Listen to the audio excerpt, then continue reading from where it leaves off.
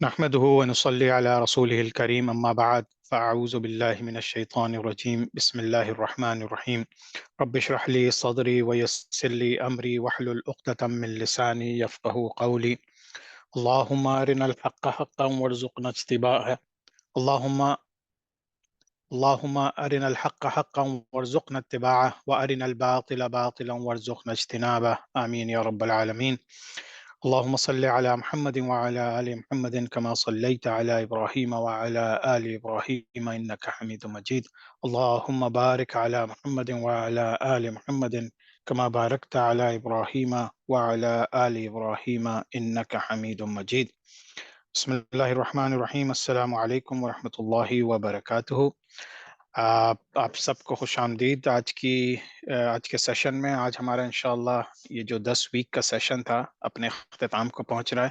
آج اس کا آخری سیشن ہے اور انشاءاللہ آج ہم لوگ جن ٹاپکس پہ بات کریں گے ان میں بیسیکلی سفر آخرت ہے، قیامت کی نشانیاں ہیں، روز آخرت ہے، اور پھر جنت اور دوزخ کے اوپر تھوڑا سا ذکر کریں گے انشاءاللہ.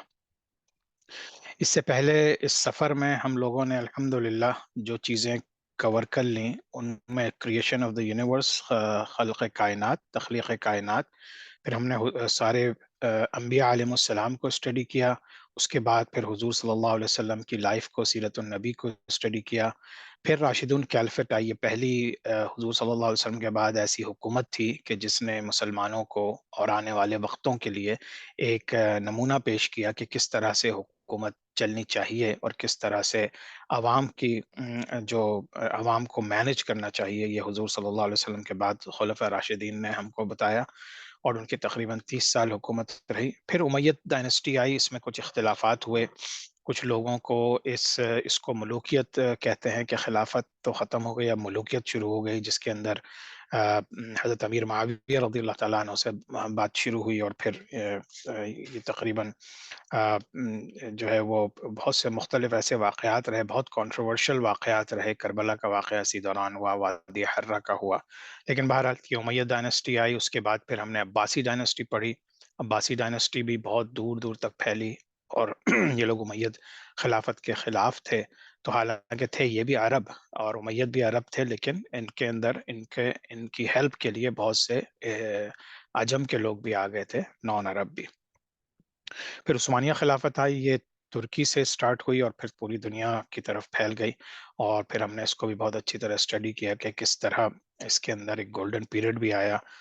اس میں قسطنطنیہ بھی فتح ہوا، اور پھر سلمان دا میگنیفیسنٹ نے جو ہے وہ عباسی خلافت کا جو گولڈن پیریڈ تھا اس کو چلایا اور کس طرح سے پوری عثمانیہ خلافت کو اپنی پیک پہ پہنچایا. لیکن اس کے بعد پھر ہم نے یہ بھی دیکھا کہ وہ ڈکلائن کی طرف چلے گئے. پھر ساؤتھ ایشیا میں مغل امپائر کو اسٹڈی کیا ہم نے، دہلی سلطنت کو، مغل امپائر کو، اور اس علاقے میں جس طرح سے برٹش آئے اور ایسٹ انڈیا کمپنی نے پھر قبضے کیے، پھر مغل امپائر ختم ہوئی اور جنگ آزادی ہوئی، پھر بٹوارا ہوا انڈیا پاکستان کا، اور پھر اس طرح سے پورے اس علاقے کی ہم نے پوری اسٹڈی کی تھی. اس کے بعد لاسٹ ویک ہم نے 20ویں صدی اور 21ویں صدی میں جو اسلام چلا آگے، کیونکہ امپائرز تو ختم ہو گئیں، 1924 میں امپائرز ختم ہو گئیں، مسلمان خلافت کوئی نہیں رہی. لیکن اس کے بعد اسلام اور مسلمان کہاں گئے، کیسے پہنچے، کدھر پہنچے، ملک وغیرہ جو بنے وہ کس بیسس پہ بنے، کون اسلام کے نام پہ بنا اور کون نہیں بنا، اور پھر کس طرح سے چیزیں آگے بڑھیں، تو یہ بھی ہم نے اسٹڈی کر لیا. تو بیسیکلی تخلیق کائنات سے لے کے اور ہم آج کے دور تک پہنچ چکے ہیں، لاسٹ 9th سیشن تک. آج ہم انشاءاللہ تعالی جو ہے اب ہم اپنے فیوچر کی بات کریں گے، نیئر فیوچر، اینڈ پھر جب بھی اللہ تعالیٰ کو منظور ہے کہ قیامت آئے گی تو قیامت کی نشانیاں کیا ہیں، ججمنٹ ڈے کیا ہے، اور یہ جو سفر ہے اس کی سیکوینس کیا ہے، اور پھر یہ کہ جو بڑے بڑے سائنس ہیں جن میں دجال اور حضرت مہدی حضرت مہدی، پھر جو ہے دجال کا آنا، پھر حضرت عیسیٰ علیہ السلام کی واپسی، اور پھر یاجوج ماجوج، یہ ساری چیزیں ڈسکس کریں گے. اور ظاہر سی بات ہے یہ بہت بڑے بڑے ٹاپکس ہیں جو کہ ایک دو سیشن میں بائی سیلف ڈسکشن ہونے کی ضرورت ہے، لیکن چونکہ یہ ہماری شارٹ کلاس ہے اس وجہ سے ہم اس میں بہت بریفلی آگے چلیں گے اور انشاءاللہ تعالی تمام چیزوں کو کور کرنے کی کوشش کریں گے. اچھا، جو فتنہ آف دا ورلڈ ہیں وہ ڈسکس کریں گے، میجر سائنز آف قیامہ، ڈے آف قیامہ کے، قیامت کے دن کیا سلسلے ہوں گے، پھر ڈے آف ریزریکشن جب ہمیں دوبارہ سے زندہ کیا جائے گا، اور پھر جب گریٹ گیدرنگ ہوگی، جب سب جمع ہوں گے اللہ کے حضور، حشر کا میدان لگے گا، اور پھر ایک سیکوینس جو کہ لاسٹ ایونٹس کی کیا سیکوینس ہوگی۔ یہ چارٹ میں آپ لوگوں سے دوبارہ بھی شیئر کروں گا، لیکن اس کو ذرا تھوڑا سا غور سے دیکھ لیجیے، کیونکہ باقی جو چیزیں ہیں وہ اسی کے دوران جو چیزیں ہوں گی اس کے اوپر ہم تھوڑا سا ڈسکس کریں گے قرآن اور حدیث کی روشنی میں۔ اللہ تعالیٰ جو ہے ہمیشہ سے ہے اور ہمیشہ رہے گا، حی القیوم ہے۔ تو اللہ تعالیٰ جو ہے وہ اس سے پہلے اور اس کے بعد، اور پھر جب انسان سب ختم ہو جائیں گے، دنیا ختم ہو جائے گی، اس کے بعد بھی اللہ تعالیٰ رہے گا۔ تو اسی وجہ سے یہ روزے ازل سے ہمیں پتہ ہے کہ ہے، اللہ تعالیٰ ہے اور ہمیشہ رہے گا، لیکن اللہ تعالیٰ کے کن کہنے سے جو ہے پوری کائنات وجود میں آ گئی، اور فیکون یعنی اٹ ہیپنڈ، اللہ تعالیٰ نے کہا ہو جا، اور یہ پوری کائنات جس کے اندر آپ سمجھ لیجئے کہ زمان اور مکان کریٹ ہو گئے، ٹائم اینڈ اسپیس کریٹ ہو گیا، اور یہی سارا سلسلہ ہے جس کو ہم گزار رہے ہیں، کیونکہ ہم ٹائم اینڈ اسپیس کے اندر ہیں۔ ہماری سوچ جو ہے وہ پہنچ تو سکتی ہے ٹائم اینڈ اسپیس کے باہر، اور ہم بہت سے واقعات کو ریلیٹ کر سکتے ہیں کہ یہ ٹائم اینڈ اسپیس سے باہر ہے، جیسے معراج کا واقعہ، یا جو ٹائم ٹریول کی اب بات ہوتی ہے، یا یہ ساری چیزیں۔ لیکن یہ کہ فزیکلی ہم لوگوں نے ابھی تک، سائنس نے یا ہم لوگوں نے، ظاہر سی بات ہے اس کے اندر پہنچنے کی کوشش تو بہت کی، لیکن پہنچ نہیں سکے۔ تو بہرحال تو اللہ تعالیٰ نے کائنات کن کہہ کے کائنات بن گئی، بگ بینگ جس کو کہتے ہیں، حالانکہ وہ تھیوری بھی اب ڈسکارڈ ہو رہی ہے نئی تحقیقات کے مطابق، کہ وہ جو بگ بینگ تھا اس سے پہلے بھی کچھ تھا۔ یہ لوگ تو پہلے کہتے تھے کہ بگ بینگ سے پہلے کچھ تھا ہی نہیں، لیکن اب چونکہ ہمیں پتہ ہے ایز اے مسلمان کہ اللہ کی ذات ہمیشہ سے اور ہمیشہ رہے گی، تو یقیناً بگ بینگ سے پہلے بھی تھا کچھ، اور اللہ تعالیٰ تھا، اور اس کے علاوہ کیا تھا یہ صرف اللہ ہی کو پتہ ہے۔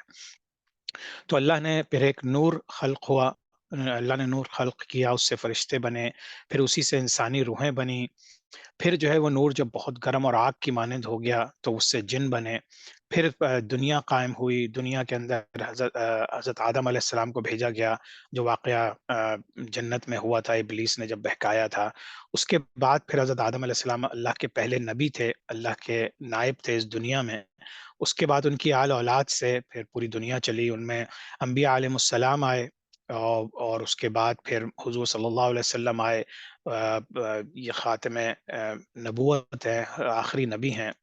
اس کے بعد پھر حضور صلی اللہ علیہ وسلم کے بعد پھر خلفاء آئے، خلفاء راشدین نے حکومت کی، پھر قوموں کا عروج و زوال آیا۔ پھر ہم نے جتنی ڈیٹیلز پڑھی ہیں کہ کس طرح سے مسلم امپائر بڑھی اور مسلم امپائر ختم ہوئی، اور پھر دنیا کا کیا حال چلا، یہ سارا قوموں کا عروج و زوال جو ہم نے بہت اچھی طریقے سے اسٹڈی کر لیا۔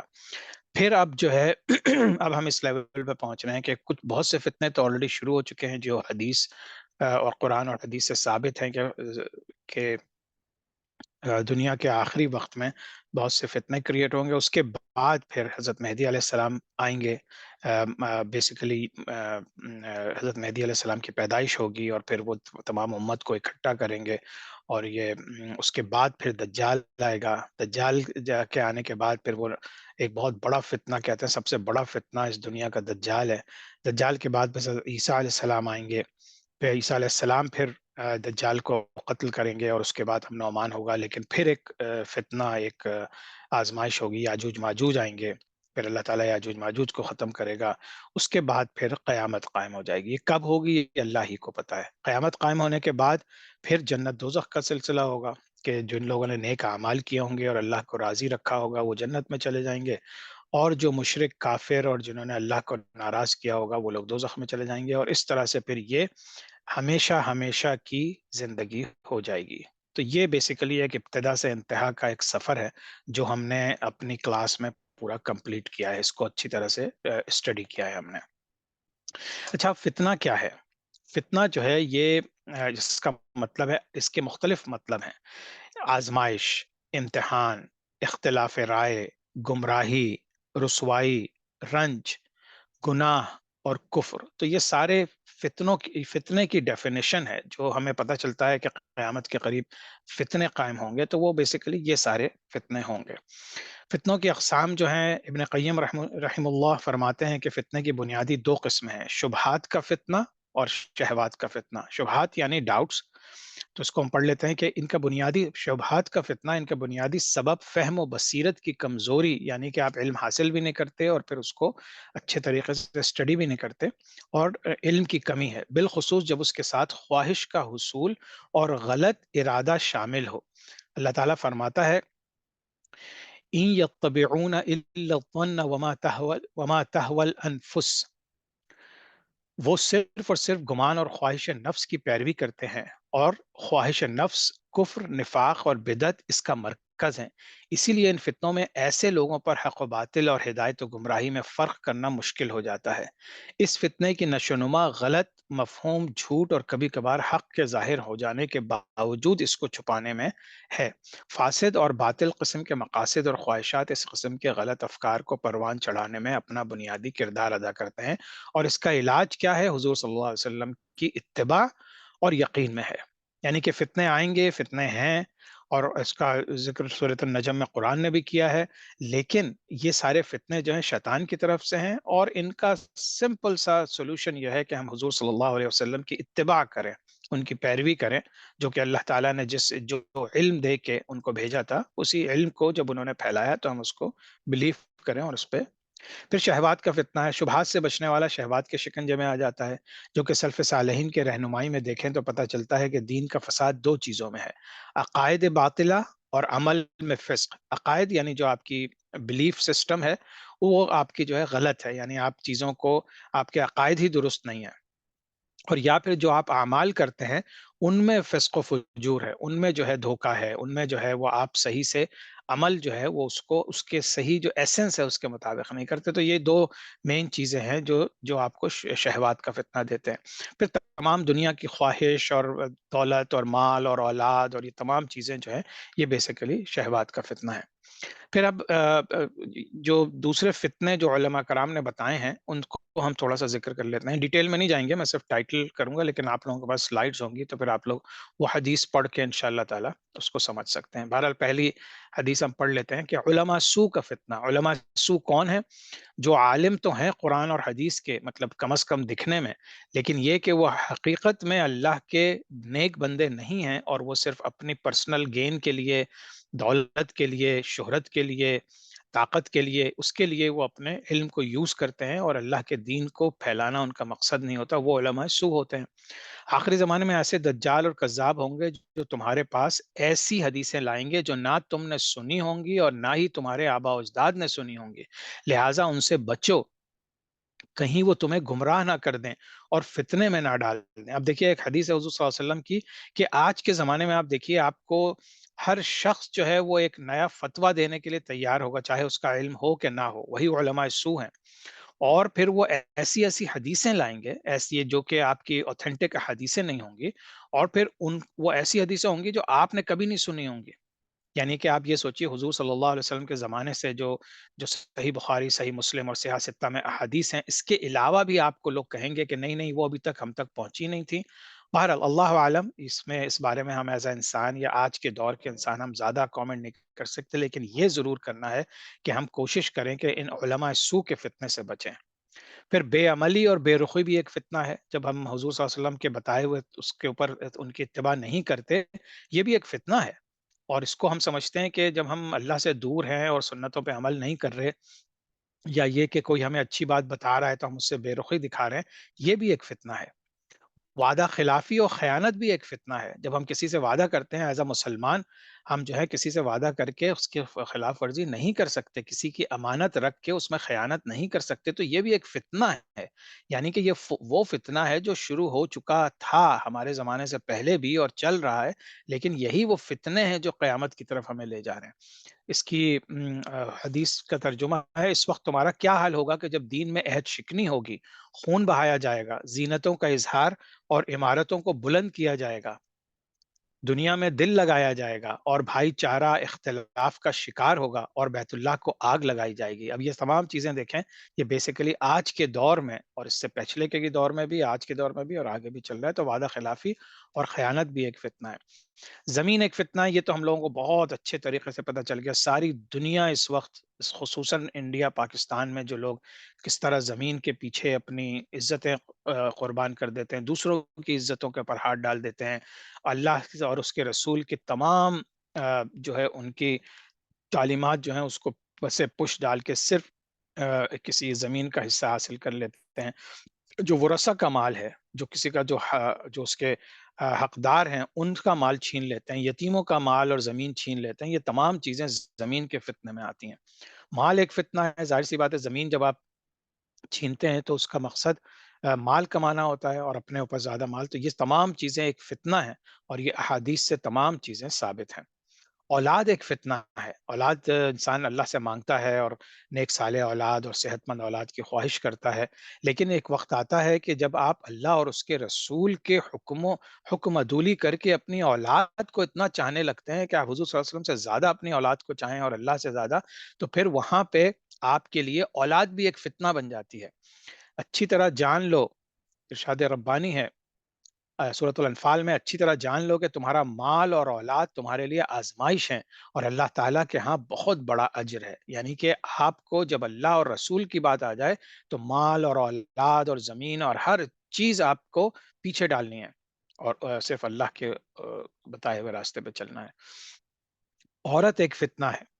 اب اس سے یہ میں ایک عام لوگ، اس سے جو لوگ علماء سو کہہ لیں یا جو لوگ دین کا علم نہیں رکھتے، وہ بذات خود عورت کو فتنہ کہہ کے عورت سے نفرت مردوں کو کرا دیتے ہیں، جو کہ بہت ہی، یہ بذات خود یہ ایک فتنہ ہے۔ عورت ایک بہت اچھے ماں کے روپ میں، بیٹی کے روپ میں، بہن کے روپ میں، ایک جو ہے ساتھی کے روپ میں اللہ تعالیٰ نے عورت کو بہت سی صلاحیتیں دی ہیں، تو عورت بذات خود، یعنی کہ عورت ذات بری نہیں ہے، لیکن مردوں کے لیے عورت فتنہ ہے، تو اس میں بھی مردوں کی برائی ہے۔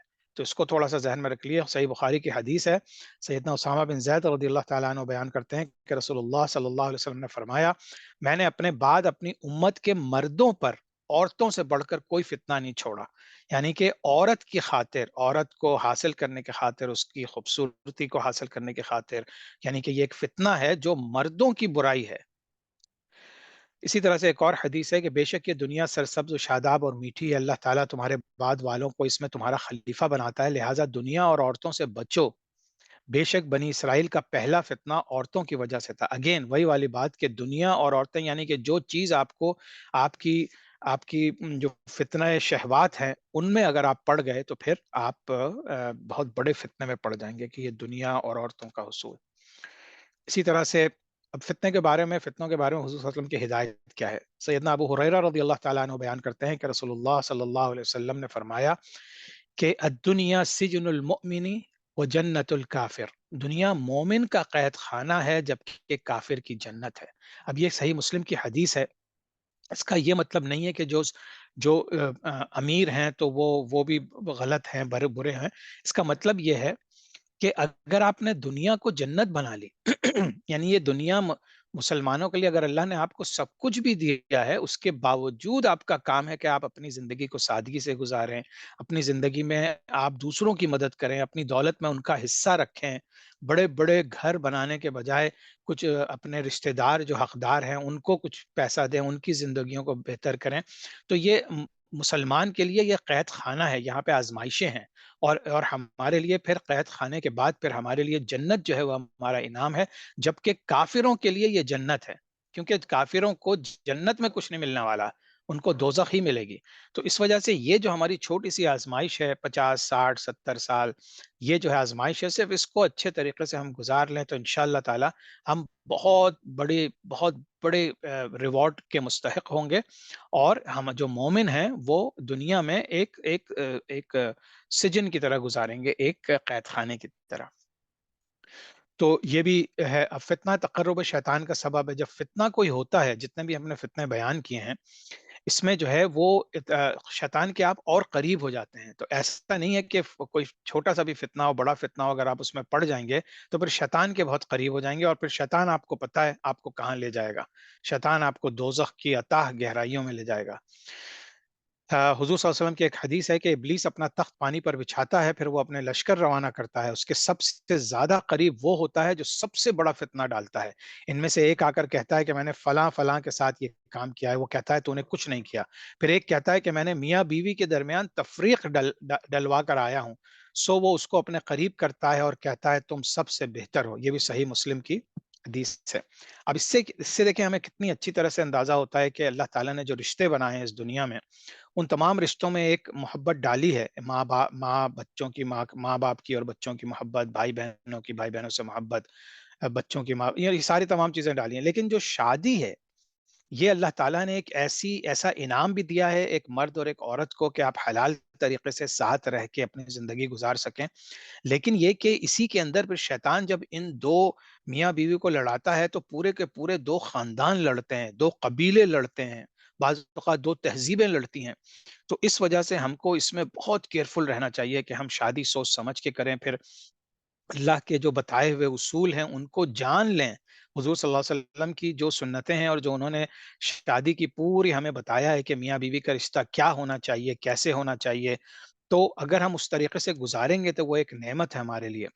लेकिन शैतान उनमें लड़वा के तो आपको दूर करता है या फ़ितना पैदा करता है, और फिर उससे इससे बड़े कोई फ़ितना नहीं है जिससे शैतान खुश नहीं होता। तो हमें क्या करना है कि हमें ख़्याल करना है कि जो हमारे मियाँ-बीवी के रिश्ते हैं इंशाअल्लाह हम उनके अपने दरमियान ऐसी मोहब्बत रखें और एक कॉम्प्रोमाइज़ करें, एक-दूसरे के साथ सब्र का मामला करें। क्यों? क्योंकि अगर हमने लड़ाई-झगड़ा किया तो सबसे ज़्यादा जो खुश होने वाली चीज़ है वो हमारा सबसे बड़ा दुश्मन है और वो शैतान है। अच्छा, अलामात-ए-क़यामत के ऊपर एक पूरी किताब है। अ, हाफ़िज़ हदीस शेख नईम बिन हम्माद बिन मुआविया ख़िज़ाई मरवज़ी रहमतुल्लाह अलैह, तो इनकी एक किताब है जिससे मैंने कुछ चीज़ें निकाली हैं। इंशाअल्लाह ये आपको मैं रेफ़रेंस के लिए दिखा रहा हूँ कि अगर अलामात-ए-क़यामत के बारे में और फ़ितनों के बारे में, अल-फ़ितन, और उसका तर्जुमा जो है वो अलामात-ए-क़यामत है, अल-फ़ितन अलामात-ए-क़यामत। तो इसको इंशाल्लाह आप लोग देख लीजिएगा। मैं 1-2 हदीस इसकी पढ़ूँगा, बाकी फिर आप लोग इसको स्टडी कर लीजिएगा। हज़रत अबू मूसा अशअरी रज़ियल्लाहु तआला अन्हु से मरवी है कि रसूलुल्लाह सल्लल्लाहु अलैहि वसल्लम ने फरमाया, क़यामत से पहले क़त्ल व क़िताल का बाज़ार इस कदर गर्म होगा कि इंसान अपने पड़ोसी, भाई और चचाज़ाद भाई तक को भी ना बख्शेगा। सहाबा रज़ियल्लाहु तआला अन्हुम अजमईन ने फरमाया, दरियाफ़्त किया, क्या इस वक़्त हमारी अक़लें सही व सालिम रहेंगी? आप सल्लल्लाहु अलैहि वसल्लम ने फरमाया, अक्सर लोगों की अक्लें सल्ब कर ली जाएँगी और नासमझ जानशीन बन बैठेंगे। हर कोई अपने आप को सही समझेगा, हालाँकि वो गलती पर होगा। तो ये भी एक बहुत बड़ा फ़ितना होगा जो क़यामत से करीब कायम होगा। हज़रत मुआज़ बिन जबल रज़ियल्लाहु तआला अन्हु ने फरमाया कि एक ज़माना ऐसा आएगा कि तुम दुनिया में सिर्फ़ आज़माइश और फ़ितने ही फ़ितने देखोगे। हालात सख्त से सख्त होते चले जाएँगे और उमरा की तरफ से सख्तियों और तकालीफ का सामना होगा, और हर सख्त से सख्त मामले को बाद में आने वाले के बिलमुकाबिल हल्का और कमतर पाओगे। सुबहान अल्लाह! ये आज का दौर नहीं है। आज एक पाकिस्तान में जो हो रहा है, इंडिया, पाकिस्तान सब जगह, लेकिन पाकिस्तान में जो आज उमरा हमारे ऊपर ऐसे बैठ गए हैं, जो चोर, बदमाश, डाकू, उन तमाम लोगों को आज अभी पिछले 1 हफ्ते में आपने देखा होगा हमारी पूरी जो गवर्नमेंट बन के सामने आई है, वो तमाम के तमाम ऐसे हैं कि जिनको सारा पाकिस्तान नहीं, सारी दुनिया जानती है। लेकिन वो बन गए हैं। तो इसका मतलब अब हमें सोचना चाहिए कि क़यामत बहुत करीब है। ये फ़ितनों का जो हाल हमें बता रहे हैं, हमें हदीस से मिल रहा है, ये सारी चीज़ें बहुत करीब से करीब तर चली आ गई हैं। इसकी बाकी भी अहादीस हैं, इंशाअल्लाह आप लोग पढ़िएगा। हज़रत अबू सईद खुदरी रज़ियल्लाहु तआला अन्हु से मरवी है कि नबी सल्लल्लाहु अलैहि वसल्लम ने इरशाद फरमाया, एक ऐसा ज़माना आने वाला है जब एक मुसलमान का बेहतरीन माल बकरियाँ होंगी। यानी मुसलमान का बेहतरीन माल बकरियाँ होंगी, जिनको लेकर पहाड़ों और बारिशों के मकामात पर चला जाएगा। और फ़ितने से हिफ़ाज़त के लिए अपने दीन को लेकर दूर चला जाएगा। सही बुख़ारी की हदीस है। यानी कि अभी तो हम इस ऐसे वक़्त में नहीं है, लेकिन ऐसा वक़्त आएगा, यकीनन वो क्या वक़्त होगा अल्लाह ही बेहतर जानता है, लेकिन बकरियों से मुराद यकीनन यहाँ पे ये ली गई है कि जिस तरह से पुराने ज़माने में लोग बकरी का दूध पीते थे और अपने बच्चों को पालते थे, उसका गोश्त खाते थे, उनको चराते थे, तो वही वाला कल्चर होगा। लेकिन उनको भी आप इस नौबत पे भी आ जाएँगे, तब भी आपको पहाड़ों यानी बहुत ही ऊँचे मकामात पे जाके, और जहाँ पे बारिशें بہت ہوتی ہیں اور وہاں سے بارشوں سے بچنے سے مشکل ہوتا ہے، لیکن فتنے دنیا میں اتنے زیادہ ہو جائیں گے کہ لوگ اپنی بکریاں اور لے کے بارشوں اور پہاڑوں کے اوپر چلے جائیں گے تاکہ ان فتنوں سے بچ سکیں اور اپنے دین کی حفاظت کر سکیں۔ اللہ تعالی ہم سب کے ایمان کی حفاظت فرمائے، آمین یا رب العالمین۔ اب فتنوں کا علاج جو ہے وہ بہت سے چیزیں ہیں، ظاہر سی باتیں ہیں، حضور صلی اللہ علیہ وسلم کی حدیث سے ہمیں کچھ چیزیں پتہ چلیں۔ اللہ پر ایمان رکھنا فتنوں کا سب سے بڑا علاج یہی ہے کہ ہر دور میں، ہر وقت میں، ہر ڈپریشن میں، جب آپ کا دل بالکل جو ہے دنیا سے تکلیف میں ہے اور آپ بعض اوقات شیطان اس وقت بھی آپ کو بہکاتا ہے کہ بھائی اب جاؤ اور شرابیں پیو اور جو ہے عیاشی کرو کیونکہ تمہارا دل پریشان ہے، جبکہ اللہ تعالیٰ کہتا ہے قرآن میں کہ کیا ہے کوئی اللہ کے ذکر کے علاوہ کوئی چیز ہے جو تمہیں سکون دے؟ تو ارشاد ربانی ہے، اس کا ترجمہ ہے اللہ تعالیٰ ایمان والوں کو پختہ بات کے ساتھ دنیا اور آخرت میں ثابت رکھتا ہے۔ سورہ ابراہیم کی یہ ہے۔ دوسری چیز کیا ہے؟ کتاب اللہ اور سنت رسول اللہ صلی اللہ علیہ وسلم کو مضبوطی سے تھامنا، یعنی حضور صلی اللہ علیہ وسلم کی سنتوں پہ رہنا اور اللہ کی کتاب کو سب سے پہلے تھامنا، پھر حضور صلی اللہ علیہ وسلم کی سنتوں کو تھامنا۔ اسی سے یہی علاج ہے فتنوں سے دور رہنے کا، اللہ تعالیٰ آپ کو ان سے دور نکال دیتا ہے۔ تقوی اختیار کرنا، تقوی کیا ہے؟ پرہیزگاری، اللہ سے ڈرنا اور چھوٹی چھوٹی چیزوں سے بھی دور رہنا، چھوٹے چھوٹے گناہوں سے اپنے آپ کو دور رکھنا۔ ارشاد ربانی ہے، اور جو اللہ سے ڈرے گا وہ اس کے لیے نکلنے کا کوئی راستہ بنا دے گا۔ سورۃ طلاق کی آیت ہے، یعنی کہ آپ اللہ سے ڈریں اور بچنے کی کوشش کریں، اللہ تعالیٰ خود سے ہی آپ کے راستے بنا دے گا۔ پھر اللہ کا ذکر کرنا، اگر وہ تسبیح کرنے والوں میں سے نہ ہوتا، سورۃ الصافات کی ایک آیت ہے، اللہ تعالیٰ فرماتا ہے اگر وہ تسبیح کرنے والوں میں سے نہ ہوتا تو یقیناً وہ اٹھائے جانے والے دن یعنی قیامت تک اس کے پیٹ میں رہتا۔ اگر وہ تسبیح کرنے والوں میں نہ ہوتا تو یہ یقیناً اس کا کوئی کانٹیکسٹ ہوگا، لیکن بہرحال یعنی کہ تسبیح سے مراد یہ کہ جو بھی گناہ آپ کر رہے ہیں، جو بھی چھوٹے موٹے گناہ کر رہے ہیں، اگر آپ اللہ کا ذکر کرتے رہیں گے، اللہ تعالیٰ نہ صرف معاف کرتا رہے گا بلکہ آپ کی وہ تمام چیزیں صاف کر دے گا جو آپ کو اللہ کے قریب لانے سے روکتی ہیں۔ توبہ اور استغفار کرنا، شاد ربانی ہے، اے مومنو تم سب اللہ کی طرف توبہ کرو تاکہ تم کامیاب ہو جاؤ۔ سورۃ النور، one of the most beautiful سورہ آف قرآن، کہ سورۃ النور میں اللہ تعالیٰ کہلا ہے کہ تم اللہ کی طرف توبہ کرو، یعنی ہر وقت استغفر اللہ پڑھتے رہیں، کوئی گناہ کبیرہ ہوا ہے تو اللہ سے گڑ گڑا کے دعا مانگیں اور معافی مانگیں، اللہ تعالیٰ بہت رحیم و کریم ہے۔ لیکن اللہ تعالیٰ بالکل سمپلسٹی دیکھیں آپ اس میں کہ تم اللہ کی طرف توبہ کرو تاکہ اللہ تعالیٰ تاکہ تم کامیاب ہو جاؤ، اور تم اپنے رب سے بخشش مانگو، پھر اس کی طرف پلٹ آؤ تو وہ تمہیں ایک معین مدت تک اچھا ساز و سامان دے گا۔ سورہ ہود کی آیت ہے یہ۔ پھر توکل کرنا اللہ پہ، ارشاد ربانی ہے وعلی اللہ فلیتوکل المؤمنون، اور اللہ تعالیٰ پر ہی چاہیے کہ مومن توکل کریں، یعنی صرف اللہ پہ توکل کریں، دنیا کی کسی چیز پہ نہیں۔ میرا یہ دوست، میری یہ بیوی، میرے یہ بچے میرے کام آئیں گے، مجھے یہ نہیں، آپ صرف اللہ پہ توکل کریں، کیونکہ اللہ تعالیٰ یہ دنیا کے اسباب بنا کے آپ کی مدد کروا دے گا، لیکن آپ ڈائریکٹلی کسی کو توکل نہیں کریں، اللہ پہ توکل کریں۔ وَمَن يَتَوَكَّلْ عَلَى اللَّهِ فَهُوَ حَسْبُهُ، اور جو اللہ تعالیٰ پر توکل کرتا ہے اللہ تعالیٰ اسے کافی ہو جاتا ہے۔ یہ بھی سورۃ طلاق کی ہے، یعنی کہ جب ہم دعا کرتے ہیں کہ یا حسبی اللہ کا مطلب کیا؟ یا اللہ تو میرے لیے کافی ہے، مجھے اور کچھ نہیں چاہیے۔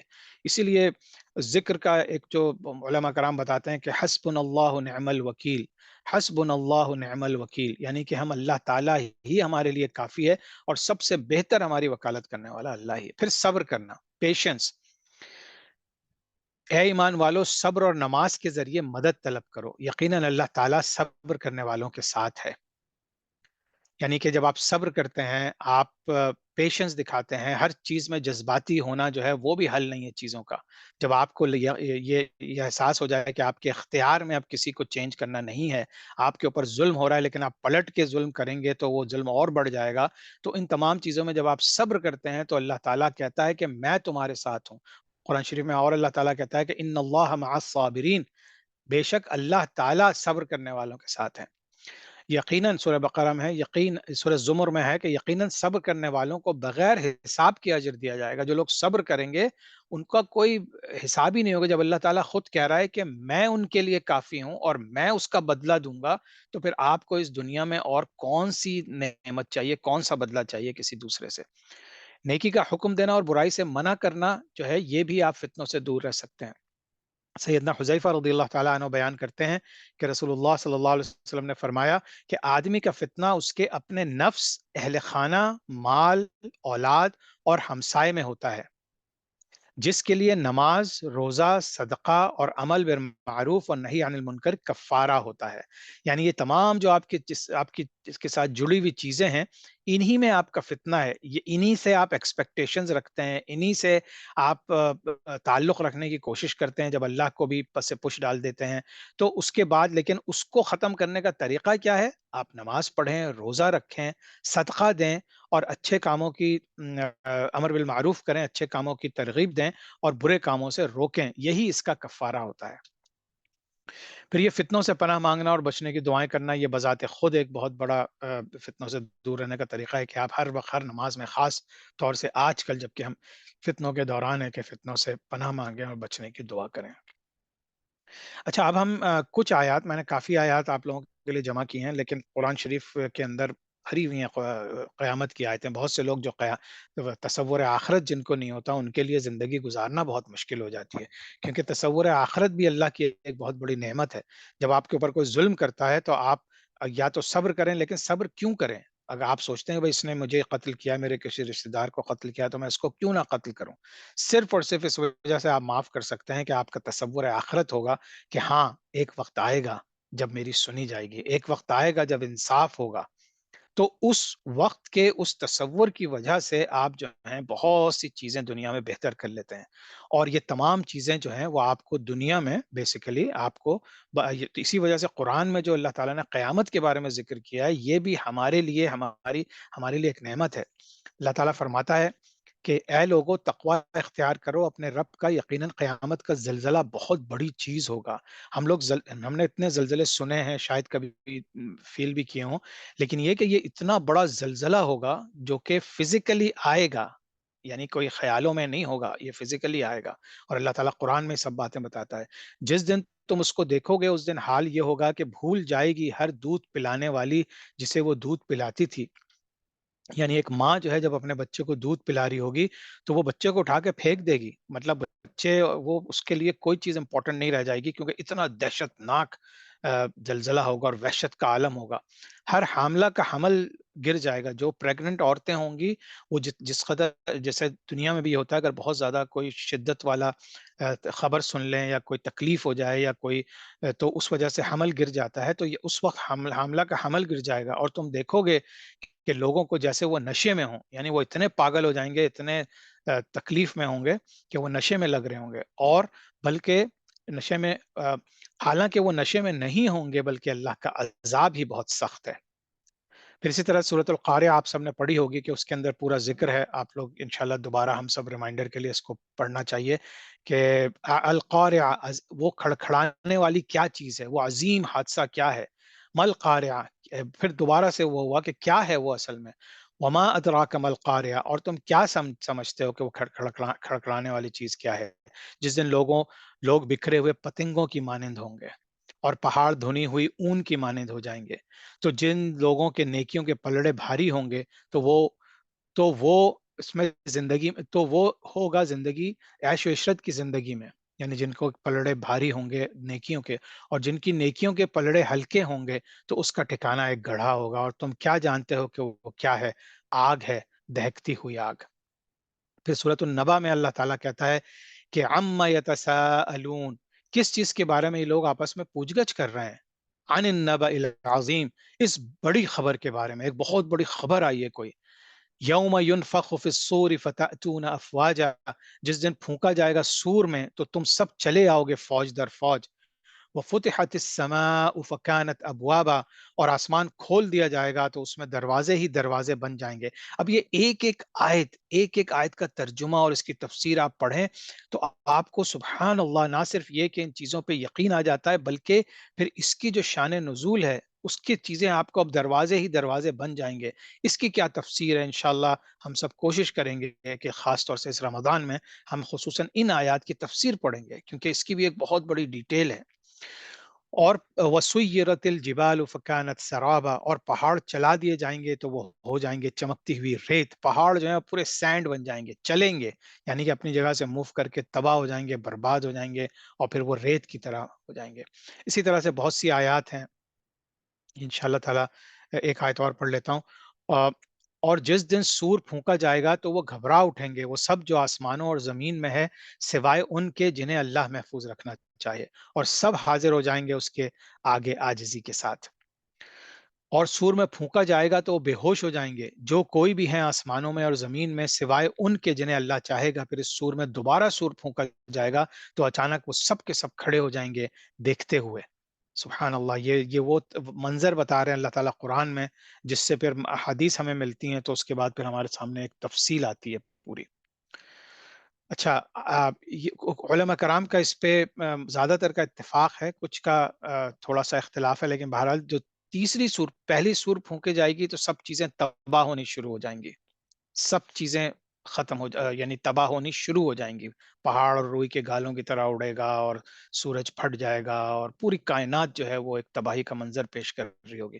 دوسری سور پھونکے جائے گی تو پھر تمام انسان، جن اور انس سب ختم ہو جائیں گے، سب مر جائیں گے. پھر تیسری سور پھونکی جائے گی تو پھر تمام لوگ جو ہیں وہ اللہ کے سامنے حاضر ہو جائیں گے، جو سارے مر چکے ہیں وہ سب زندہ ہو کے اللہ تعالیٰ کے سامنے حاضر ہو جائیں گے. اسی طرح سورۃ الزلزال میں ہے، جب زمین ہلائی جائے گی جیسے کہ ہلائی جائے گی، اور زمین اپنے سارے بوجھ نکال کر باہر پھینک دے گی، جتنی معدنیات ہوں گی، سونا، چاندی، لوہا، تانبا، یہ سب زمین اگل دے گی. یہ اللہ تعالیٰ ہمیں بتا رہا ہے. اور انسان کہے گا کہ اسے کیا ہو گیا ہے، اس دن یہ اپنی خبریں کہہ سنائے گی، اس لیے کہ اسے اس کے رب نے حکم دیا ہوگا.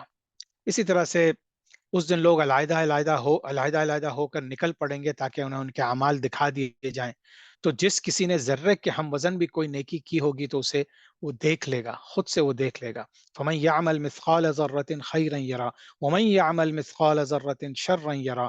اور جس کسی نے ذرے کے ہم وزن کوئی بدی کی ہوگی تو وہ اسے بھی دیکھ لے گا. بس یاد رکھو اس وقت کے جب آسمان پھٹ کر کھال کی مانند سرخ ہو جائے گا. سورہ رحمان کی آیت ہے، فَإِذَا أَنشَقَّتِ السَّمَاءُ فَكَانَتْ وَرْدَةً كَالدِّهَانِ. سبحان اللہ. اچھا، اب ہم کچھ حدیثیں دیکھ لیتے ہیں. بیسیکلی ایک حدیث ہے، طویل حدیث ہے، تو یہ میں آپ لوگوں کے سامنے قیامت کے بارے میں اس کو پڑھ لیتا ہوں. انشاءاللہ تعالیٰ غور سے سنیے گا تاکہ پھر باقی دوسری حدیث آپ لوگ اپنے طریقے سے پڑھ سکیں. حضرت نواز بن سمعان رضی اللہ تعالیٰ عنہ کا بیان ہے کہ ایک صبح رسول اللہ صلی اللہ علیہ وسلم نے دجال کا ذکر فرمایا اور اس کے فتنے کے نشیب و فراز بتائے. اس بیان سے بوجہ خوف کے ہمیں یوں لگا جیسے دجال قریبی نخلستان میں موجود ہے.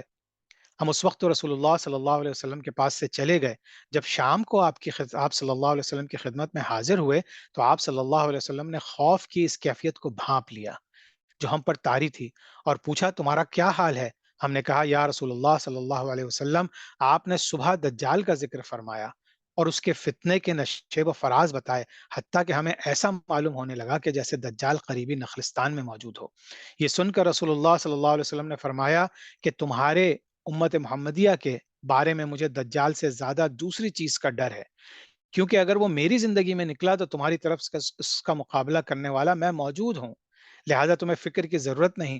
اور اگر وہ اس زمانے میں نکلا جب کہ میں تمہارے درمیان نہ ہوں گا، یعنی میری وفات کے بعد نکلا، تو ہر مرد مسلم اپنا خود دفاع کرے گا، میرے بعد اللہ تو ہر مسلمان کا حامی و ناصر ہے ہی. یعنی کہ اللہ تعالیٰ سے پھر آپ حضور صلی اللہ علیہ وسلم کے سامنے نکلتا، حضور صلی اللہ علیہ وسلم ہمارے لیڈر کی طریقے سے اس کو جا کے ختم کر دیتے، لیکن اب وہ نکلے گا اور ہمیں اپنی اپنی حفاظت خود کرنی ہوگی.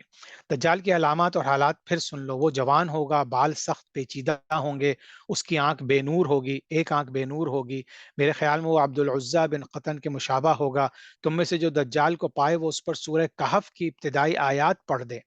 وہ شام اور عراق کے درمیان ایک راستے پر نمودار ہوگا اور دائیں بائیں ہر طرف فساد پھیلائے گا. اے اللہ کے بندو، تم اس وقت ثابت قدم رہنا. صحابہ نے کہا یا رسول اللہ صلی اللہ علیہ وسلم وہ دنیا میں کتنے عرصے رہے گا؟ آپ صلی اللہ علیہ وسلم نے فرمایا 40 روز، جن میں سے ایک دن ایک سال کے برابر ہوگا، اور ایک دن ایک مہینے کے برابر، اور ایک دن ایک ہفتے کے برابر، اور باقی ایام عام دنوں کے برابر ہوں گے. ہم نے کہا یا رسول اللہ صلی اللہ علیہ وسلم، جو دن ایک سال کے برابر ہوگا اس میں ہمارے لیے ایک ہی دن کی نماز کافی ہوگی؟ آپ صلی اللہ علیہ وسلم نے فرمایا نہیں، بلکہ تم ہر وقت نماز کے لیے اس کی مقدار کا اندازہ کر لیا کرنا۔ ہم نے کہا یا رسول اللہ صلی اللہ علیہ وسلم، زمین پر اس کی رفتار کتنی تیز ہوگی؟ فرمایا بارش کے اس بادل کی طرح ہوگی جسے پیچھے سے ہوا ہانک رہی ہو، یعنی اتنی تیز چل رہا ہوگا۔ بس وہ ایک قوم کے پاس آئے گا اور انہیں دعوت دے گا کہ اسے اپنا خدا تسلیم کر لیں۔ وہ لوگ اس پر ایمان لے آئیں گے اور اس کی بات مان لیں گے۔ بس وہ بادلوں کو حکم دے گا تو بادل بارش برسائیں گے، زمین کو حکم دے گا تو وہ نباتات اگائیں گے۔ چنانچہ ان کے مویشی، اونٹ وغیرہ جو صبح چرنے گئے تھے، شام کو اس حالت میں لوٹیں گے کہ ان کے کوہان خوب اور اونچے، تھن لبریز اور کوکھیں بھری ہوئی ہوں گی۔ پھر ایک قوم کے پاس آ کر ان کو اپنے باطل دعوے کی طرف بہلائے گا، وہ اسے رد کر دیں گے تو دجال وہاں سے چلا جائے گا، مگر یہ لوگ صبح کو اس حالت میں اٹھیں گے کہ ان کے پاس قحط پھیل چکا ہوگا، ان کے اموال میں سے ان کے پاس کچھ نہ بچے گا۔ اور دجال ایک ویران زمین سے گزرے گا تو اس سے کہے گا اپنے خزانے اگل دے، تو زمین کے خزانے نکل کر اس کے پیچھے اس طرح چلیں گے جیسے شہد کی مکھیاں اپنے بادشاہ کے پیچھے چلتی ہیں۔ پھر وہ ایک پرشباب نوجوان کو بلائے گا، اسے تلوار مار کر دو ٹکڑے کر دے گا، اور دونوں ٹکڑوں کے درمیان اتنا فاصلہ ہو جائے گا جتنا تیر مارنے والے اور اس کے نشانے کے درمیان ہوتا ہے۔ پھر وہ اس نوجوان کو آواز دے گا، بس نوجوان زندہ ہو کر ہنستا ہوا پر رونق چہرے کے ساتھ اس کی طرف بڑھے گا۔ ابھی یہ اسی قسم کے حال میں ہوگا کہ اللہ تعالیٰ مسیح ابن مریم کو بھیج دے گا، جن کی تفصیل یہ ہے کہ وہ دمشق کے مشرقی جانب سفید منارے کے پاس نزول فرمائیں گے۔ اس وقت وہ ہلکے زرد رنگ کے دو کپڑوں میں ملبوس ہوں گے اور اپنے دونوں ہاتھ دو فرشتوں کے بازوؤں پر رکھے ہوئے ہوں گے۔ جب سر جھکائیں گے تو اس سے پانی کے قطرات ٹپکیں گے، اور جب سر اٹھائیں گے تو اس سے ایسے قطرے گریں گے جو چاندی کے دانوں کی طرح چمکدار اور موتیوں کی طرح سفید ہوں گے۔ آپ کے سانس کی ہوا جس کافر اس کے سانس کی ہوا جس کافر کو لگے گی اسی وقت یہ حضرت عیسیٰ علیہ السلام کے بارے میں ہے کہ حضرت عیسیٰ علیہ السلام کی سانس کی ہوا جس کافر کو لگے گی وہ اسی وقت مر جائے گا، اور جہاں تک آپ کی نظر جائے گی وہیں تک حضرت عیسیٰ علیہ السلام کا سانس پہنچے گا۔ پس عیسیٰ علیہ السلام دجال کو تلاش کریں گے حتیٰ کہ اسے لد کے دروازے پر جالیں گے اور قتل کر ڈالیں گے۔ ایک جگہ ہے، ایک لوکیشن ہے۔ پھر عیسیٰ علیہ السلام کے پاس وہ لوگ آئیں گے جن کو اللہ نے دجال کے دھوکے فریب سے محفوظ رکھا ہوگا، تو آپ ان کے چہروں سے غبار سفر یا آثار اور رنج و مصیبت کو پونچھ دیں گے اور جنت میں ان کے درجات عالیہ کی خوشخبری سنائیں گے۔ حضرت عیسیٰ علیہ السلام اسی طرح کے حالات میں ہوں گے کہ اللہ تعالیٰ ان کے پاس وہی بھیجے گا کہ اب میں نے اپنے ایسے بندوں یاجوج و ماجوج کو نکالا ہے جن سے لڑنے کی طاقت کسی میں نہیں ہے، لہٰذا آپ میرے خاص بندوں مومنین کو کوہ طور پر جمع کر لیجئے۔ عیسیٰ علیہ السلام ایسا ہی کریں گے، اور اللہ تعالیٰ یاجوج اور ماجوج کو اتنی بڑی تعداد میں بھیجے گا کہ وہ ہر بلندی سے اتریں گے اور تیز رفتاری کے باعث پھسلتے ہوئے معلوم ہوں گے۔ جب ان کا پہلا حصہ بحیرہ طبریہ سے گزرے گا تو اس کا سارا پانی پی کر ختم کر دے گا، اور جب ان کا آخری حصہ وہاں سے گزرے گا تو کہے گا یہاں تو کبھی پانی تھا ہی نہیں۔ اللہ کے نبی عیسیٰ علیہ السلام اور ان کے ساتھی کوہ طور میں محصور ہو جائیں گے، اور اشیاء خورد و نوش کی قلت کے باعث یہ نوبت آ جائے گی کہ ایک بیل کے سر کو 100 دینار سے بہتر سمجھا جائے گا۔ اب اللہ کے نبی عیسیٰ علیہ السلام اور ان کے ساتھی اللہ تعالیٰ سے دعا کریں گے، بس اللہ ان کے اوپر وبا کی صورت میں ایک کپڑا مسلط کر دے گا جو ان کی گردنوں، یعنی کہ یہ جو یاجوج ماجوج ہیں ان کی گردنوں میں ایک ایسا مرض پیدا ہو جائے گا جس کے سبب ان کے جسم پھٹ جائیں گے اور سب کے سب دفعتاً ہلاک ہو جائیں گے۔ پھر اللہ کے نبی عیسیٰ علیہ السلام اور ان کے ساتھی جبل طور سے زمین پر اتریں گے تو انہیں زمین پر بالش بھر جگہ بھی ایسی نہ ملے گی جسے یاجوج ماجوج کی لاشوں کی چکنائی اور تعفن نے بھر نہ دیا ہو۔ اب اللہ کے نبی علیہ السلام عیسیٰ علیہ السلام اور ان کے ساتھی پھر اللہ سے دعا کریں گے، جس کے نتیجے میں اللہ ایسے بڑے بڑے پرندے بھیجے گا جن کی گردنیں اونٹ کی طرح، وہ جن کی بہت اونچی گردن والے جو اونٹ ہیں ان کی گردنوں کی طرح ہوں گی۔ یہ پرندے ان کی لاشوں کو اٹھا کر جہاں اللہ چاہے گا پھینک دیں گے۔ پھر اللہ ایسی بارش برسائے گا جس سے نہ کوئی مٹی کا گھر بچے گا، نہ چمڑے کا کوئی خیمہ، یعنی یہ بارش مکانات والی بستیوں میں بھی داخل ہوگی اور ان جنگلات میں بھی جہاں خانہ بدوش خیموں میں رہتے ہیں۔ یہ بارش زمین کو دھو کر آئینے کی طرح صاف کر دے گی۔ پھر زمین سے اللہ تعالیٰ کا خطاب ہوگا کہ اپنی پیداوار اگا اور اپنی برکت اثر نو ظاہر کر دے۔ چنانچہ اس زمانے میں ایک انار اتنا بڑا ہوگا کہ اسے آدمیوں کی ایک جماعت کھا سکے گی، اور اس کے چھلکے کے نیچے لوگ سایہ حاصل کریں گے، اور دودھ میں اتنی برکت ہوگی کہ دودھ دینے والی ایک اونٹنی لوگوں کی بہت بڑی جماعت کے لیے کافی ہوگی، اور دودھ دینے والی گائے پورے قبیلے کے لیے کافی ہوگی، اور دودھ دینے والی بکری پوری پوری برادری کو کافی ہوگی۔ لوگ اسی حال میں ہوں گے کہ اللہ ایک خوشگوار ہوا بھیجے گا جو ان کے بغلوں کے زیریں حصے میں اثر انداز ہو کر مومن اور ہر مسلمان کی روح قبض کرنے کا سبب بنے گی، اور دنیا میں صرف بدترین لوگ رہ جائیں گے جو گدھوں کی طرح کھلم کھلا زنا کریں گے۔ چنانچہ قیامت انہی بدترین انسانوں پر آئے گی۔ یہ صحیح مسلم کی ایک بہت طویل حدیث تھی، اور یہ میں نے اس لیے سلیکٹ کی کہ اس میں بہت پوری ایک ڈیٹیل میں ایک سیکوینشل چیزیں آپ کے سامنے ہیں۔ اچھا، جو میجر سائنس آف قیامہ ہے، یہ ان میں سے جو زیادہ کا ذکر ہے وہ جو میجر سائنس ہے ان میں ایک دخان ہے، ایک دھواں ہے جو اٹھے گا اور پھر دنیا پہ پھیل جائے گا۔ پھر دجال آئے گا، پھر دابت الارض، یہ جو ایک جانور ہوگا جو کہ انسان کی زبان میں بات کرے گا، ایک ایسا جانور ہوگا جس کو انسانوں نے پہلے کبھی نہیں دیکھا ہوگا۔ پھر جو ہے سورج جو ہے وہ مغرب کی طرف سے طلوع ہوگا۔ حضرت عیسیٰ علیہ السلام کا آسمان سے اترنا، یہ بھی سب قیامت کی نشانیوں میں سے، میجر نشانیوں میں۔ یاجوج ماجوج کا نکلنا، مشرق میں زمین کا دھنسنا، یہ مشرق میں، مغرب میں اور جزیرۃ العرب میں ایک بہت بڑے زمین کے علاقے ہوں گے جو زمین میں دھس جائیں گے، یہ بھی قیامت کی بڑی نشانیوں میں سے ہے۔ اور پھر ایک آگ کا ظاہر ہونا جس کی بہت تفصیل ہے کہ وہ آگ کہاں سے نکلے گی، غالباً یمن سے نکلے گی اور پھر آگے چلے گی۔ اس زمانے میں کیا ہوگا؟ امانت داریاں ختم ہو جائیں گی، صحیح بخاری کی حدیث ہے۔ حکومت نااہلوں کے سپرد ہو جائے گی، صحیح بخاری کی حدیث ہے۔ حدیث جبریل کا چوتھا سوال جو قیامت کے بارے میں حضرت جبریل نے حضور صلی اللہ علیہ وسلم سے پوچھا تھا، تو حضور صلی اللہ علیہ وسلم نے فرمایا مجھے اتنا، وہ قیامت کے بارے میں پوچھا تھا کہ قیامت کب آئے گی، تو حضور صلی اللہ علیہ وسلم نے فرمایا مجھے اتنا ہی پتا ہے جتنا پوچھنے والے کو پتا ہے، یعنی جتنا حضرت جبرائیل علیہ السلام کو بھی نہیں پتا، حضور صلی اللہ علیہ وسلم کو بھی نہیں پتا، کسی کو نہیں پتا سوائے اللہ سبحانہ و تعالیٰ کہ قیامت کب آئے گی۔ پھر علامات کبریٰ کی تھوڑی ڈیٹیل ہے، یہ بھی انشاءاللہ آپ لوگ جو میں نے ابھی پچھلے سلائڈ میں بیان کی اس کی تھوڑی سی ڈیٹیل ہے۔ اچھا، اب جو ہے ہم دیکھ لیتے ہیں کہ events of the world already taken place. اب ہم تھوڑی سی چیزوں کو دیکھ لیتے ہیں کہ کیا کیا چیزیں آلریڈی اس کے اندر ہو چکی ہیں۔ حضور صلی اللہ علیہ وسلم کا جو آنا تھا وہ بھی قیامت کی ایک نشانی ہے، کیونکہ وہ آخری نبی ہیں، بہت بڑی دنیا گزر چکی ہے اور آخرت کا قریب وقت اب بہت قریب ہے۔ حضور صلی اللہ علیہ وسلم کا جو وصال تھا وہ بھی ایک قیامت کی نشانی ہے۔ جو ایک آگ ظاہر مکہ مدینہ میں ہوگی وہ بھی قیامت کی نشانی ہے۔ اسپلٹنگ دا مون، شق القمر، جو حضور صلی اللہ علیہ وسلم کے دوران زندگی ہوا تھا وہ بھی قیامت کی نشانی ہے۔ میجر فائٹنگ ان مدینہ، یہ ہم نے دیکھا ہے بنو امیہ کے دوران جو ہے جنگ حرہ جو ہوئی تھی وہ بھی قیامت کی نشانی ہے۔ جیروسلم کو جو مسلمان فتح کریں گے، قسطنطنیہ کو جو مسلمانوں نے فتح کیا، پھر مسلمانوں کے دو بڑے گروپ فائٹ کریں گے۔ Peace agreement between the Muslims and non Muslims from the yellow race, possibly Mongol کے ساتھ جو پیس اگریمنٹ ہوا وہ بھی ایک قیامت کی نشانی تھی۔ 30 جھوٹے کذاب، جھوٹے نبی ظاہر ہوں گے، وہ بھی سب ظاہر ہو چکے اور ہو رہے ہیں۔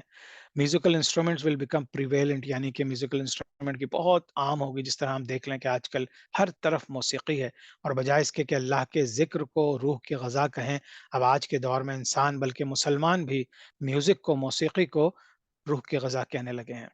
اور پھر جزیہ جو ہے وہ ختم ہو جائے گا، جو کہ آج ختم ہو چکا ہے۔ آ، اور اب دیکھیں جو اب آج کے دور میں کیا ہو رہا ہے، یہ سب چیزیں تو ہم نے پڑھی ہیں، تو ہو چکے تھے۔ slave women will give birth to her master or mistress، یعنی ایک لانڈی جو ہوگی وہ اپنے آقا کو جنم دے گی۔ ٹرائل فتنہ تمام عرب ہاؤس ہولڈ میں داخل ہو جائے گا۔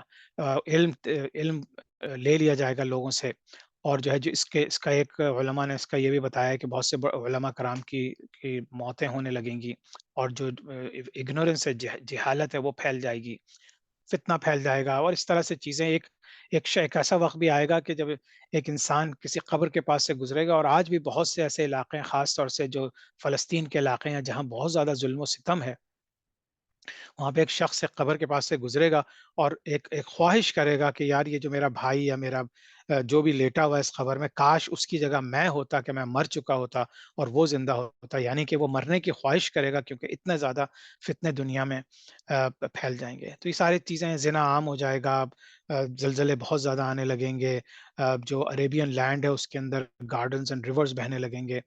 اب جو چیزیں جو میجر سائنس ہیں جو ابھی نہیں آئی ہیں وہ انشاءاللہ تعالی جو میں نے آلریڈی کچھ کا ذکر کر دیا ہے، باقی آپ لوگ اس سلائڈ میں انشاءاللہ پڑھ لیجیے گا۔ پھر وہ جو میجر سائنس ہیں وہ سارا تمام چیزیں ہم نے یہ میں نے ابھی جو 10 سیکوینس آف ایونٹس ہیں ان کا بھی آپ نے یہ سیکوینشل جو ابھی میں نے ذکر کیا تھا اس کی سیکوینس یہ ہے۔ سب سے پہلے مشرق میں ایک زمین دھسے گی، پھر مغرب میں دھسے گی، پھر عرب میں دھسے گی، پھر یہ کہ ایک دھواں اٹھے گا، پھر دجال آئے گا، پھر جو ہے وہ ایک دابت الارض ایک جانور نکلے گا جو انسانی کی بولی بولتا ہوگا، پھر یاجوج ماجوج آئیں گے، پھر مغرب کی طرف سے سورج نکلے گا، پھر ایک یمن سے ایک آگ چلے گی جو تمام لوگوں کو گھیر کے جو ہے وہ میدان حشر کی طرف لے آئے گی۔ تو یہ 10 بڑی نشانیاں ہیں۔ اچھا، اب جو ہے اب آپ دیکھیں تو تمام چیزیں میں نے ذکر کی ہیں، اب اس میں سیکوینشلی آپ دیکھیں کہ اب ہم جس دور میں رہ رہے ہیں اس دور میں تمام فتنے زیادہ تر فتنے ظاہر ہو چکے ہیں، زیادہ تر قیامت کی چھوٹی نشانیاں ظاہر ہو چکی ہیں، کچھ بڑی نشانیاں بھی آنے لگی ہیں۔ تو اب اس سے یہی ظاہر ہوتا ہے کہ قیامت بہت قریب ہے۔ اب قیامت کے قریب کیا کیا ہوگا جس کی باتیں آپ لوگ آج کل ہر جگہ سننا شروع ہو گئے ہوں گے کہ اب اچانک سے جو ہے چیزیں پوری دنیا لڑائی میں تیسری جنگ عظیم جسے کہتے ہیں، پھر ملحمۃ الکبریٰ ہوگی اور یہ تمام چیزیں تو، لیکن اس کی سیکوینس کیا ہوگی کہ جب بہت زیادہ قتل و غارت بڑھ جائے گا، پوری دنیا ایک امن و امان نہیں ہوگا تو حضرت مہدی علیہ السلام آئیں گے۔ اچھا، حضرت مہدی علیہ السلام کہ یہ صحیح بخاری اور صحیح مسلم میں ان کا ذکر نہیں ہے، لیکن یہ کہ ان کا ذکر باقی سیاہ ستہ کی جو 4 کتابیں ہیں ان میں موجود ہے۔ رسول اللہ صلی اللہ علیہ وسلم نے فرمایا میری امت کے آخر میں ایک خلیفہ ہوگا جو لوگوں میں گنے بغیر مال اڑائے گا، یعنی تقسیم کرے گا، یعنی کہ جب حالات بہت خراب ہو جائیں گے تو وہ امن و امان لے کر آئے گا۔ صحیح مسلم کی روایت ہے۔ میری امت کے آخر میں مہدی آئے گا جس کے لیے اللہ تعالیٰ بارشیں نازل فرمائے گا اور زمین اپنے نباتات اگلے گی، عدل و انصاف سے مال تقسیم کرے گا، مویشی زیادہ ہو جائیں گے اور امت کا غلبہ ہوگا۔ وہ اپنے ظہور کے بعد 7 یا 8 سال زندہ رہے گا۔ اب دیکھیے، اب ذہن میں ایک سیکوینس لائیے، ایک سٹیپ بائی سٹیپ۔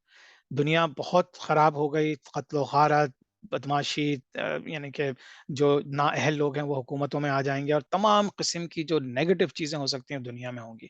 تو اللہ تعالیٰ رحم کرے گا اپنی دنیا پہ، اور امت رسول اللہ صلی اللہ علیہ وسلم سے حضرت مہدی آئیں گے اور وہ پھر عدل و انصاف قائم کریں گے۔ تو حضرت مہدی علیہ السلام کے آنے کا بیسیکلی آپ سمجھیے یہ ہوگا۔ اب ان کی تھوڑی سی پڑھ لیتے ہیں کہ وہ رائٹلی گائیڈڈ ہوں گے، جو بدعات ہوں گی، انوویشنز ہوں گی دنیا میں ان کو ختم کر دیں گے، اس سنت کی جو سننا کی کو دوبارہ ریوائیو کر دیں گے، اور یہ تمام چیزیں جو ہے پھر بہت سی چیزیں پھر انشاءاللہ تعالی ہیں، کیونکہ اب وقت کی کمی ہے تو یہ آپ لوگ ان سلائڈس کو پڑھ لیجیے گا۔ فزیکل اپیئرنس میں ان کی شباہت حضور صلی اللہ علیہ وسلم سے بہت زیادہ ہوگی، عرب کا کمپلیشن ہوگا، اور یہ تمام چیزیں ابو داؤد کے لحاظ سے ہے کہ ان کے بہت چوڑا ماتھا ہوگا اور پرومیننٹ نوز ہوگی، یعنی کہ جس طرح کے عربوں کے تیکھے نقوش ہوتے ہیں اس طرح کے ہوں گے، اور پھر وہ دوبارہ سے بہت سی جگہوں کو فتح کریں گے، مسلمانوں کو دوبارہ سے ایک صحیح طریقے سے زندگی گزارنے کی امن و امان دیں گے۔ اچھا، ایک فتنے کا وقت تھا، ظلم تھا، حضرت مہدی علیہ السلام آئے، دوبارہ سے امن و امان قائم ہو گیا۔ امن و امان قائم ہو گیا، اب ایک اور آزمائش، بہت بڑی آزمائش، اب دجال آ گیا۔ دجال کے بارے میں ہم نے کافی حد تک پڑھ لیا ہے کہ وہ کون ہے اور کس طرح سے آئے گا اور کہاں سے آئے گا۔ اس کے ماتھے پہ کاف فا را لکھا ہوگا یعنی کافر، لیکن اس کو جو پڑھے لکھے لوگ نہیں بھی ہوں گے وہ بھی پڑھ لیں گے اس کو، اور اسی طرح سے پھر وہ بہت بڑی اس کی آپ نے دجال کی چیزیں سنی ہوں گی کہ کس طرح سے وہ لوگوں کو ورغلائے گا، کس طرح سے اللہ تعالیٰ اس کو اتنی طاقت دے دے گا کہ انسانوں کو مار کے زندہ بھی کر دے گا، وہ زمین سے نباتات کو بھی اگا دے گا، آسمان سے بارشیں بھی لے آئے گا، مطلب وہ تمام چیزیں جو ہم سوچ سکتے ہیں کہ اللہ تعالیٰ کی قدرت میں ہے، جو آج ہم اللہ کے علاوہ کسی کو اس کے اوپر قدرت نہیں دیکھتے، اللہ تعالیٰ ایک آزمائش کے طور پہ اس کو یہ تمام چیزیں دے گا۔ پھر اس کے بعد پھر ہم دیکھیں گے کہ کس طرح سے جو ہے وہ حضرت عیسیٰ علیہ السلام آئیں گے اور اس کو قتل کریں گے۔ تو حضرت یہ صحیح بخاری کے علاوہ تمام حدیث کی کتابوں میں آیا ہے کہ whoever want to stay away from دجال فتنہ should recite initial and last آیات of سورہ کہف، اور سورہ کہف ہر جمعہ کو پڑھنی چاہیے، پوری سورہ کہف پڑھنی چاہیے، اور اگر کم از کم شروع کی 10 آیات اور آخری 10 آیات، تو اللہ تعالیٰ کی یقیناً اس میں کوئی حکمت ہے، کیونکہ حضور صلی اللہ علیہ وسلم کی احادیث موجود ہیں اس بارے میں۔ اچھا، یہ سارا دجال کے بارے میں ہے، تو اس کو کس طرح سے وہ لوگوں تک پہنچے گا، کیا-کیا کرے گا، یہ تمام چیزیں ہم کئی دفعہ ذکر کر چکے ہیں کہ کس طرح سے وہ دولت کو زمین نکال دے گی، آسمان سے بھی تمام جو رحمتیں ہو سکتی ہیں وہ نازل ہوں گی، لیکن یہ صرف اور صرف اس وجہ سے ہوگا کہ آزمائش ہوگی انسان کی۔ عیسیٰ علیہ السلام کا نزول ہوگا۔ اب دیکھیے پھر سے ظلم و ستم، ساری دنیا ایک ایک پریشانی میں، ایک دکھ میں، اور ایک ظلم کا شکار، خانہ جنگی ایک دوسرے کو مار رہے ہیں۔ مہدی علیہ السلام آئے، امن و امان قائم کیا۔ پھر آزمائش آئی دجال کا، دجال ساری دنیا کو بہکائے گا، قتل کرے گا، جو ہے وہ تمام چیزیں کرنے کے بعد وہ دنیا پہ ایک بہت بڑی آزمائش ہے۔ اب دوبارہ سے اللہ تعالیٰ حضرت عیسیٰ علیہ السلام کو بھیجیں گے تاکہ دوبارہ سے امن و امان قائم ہو سکے۔ تو پھر جب حضرت عیسیٰ علیہ السلام آ جائیں گے، اس کی نشانیاں آپ سب کو پتہ ہیں۔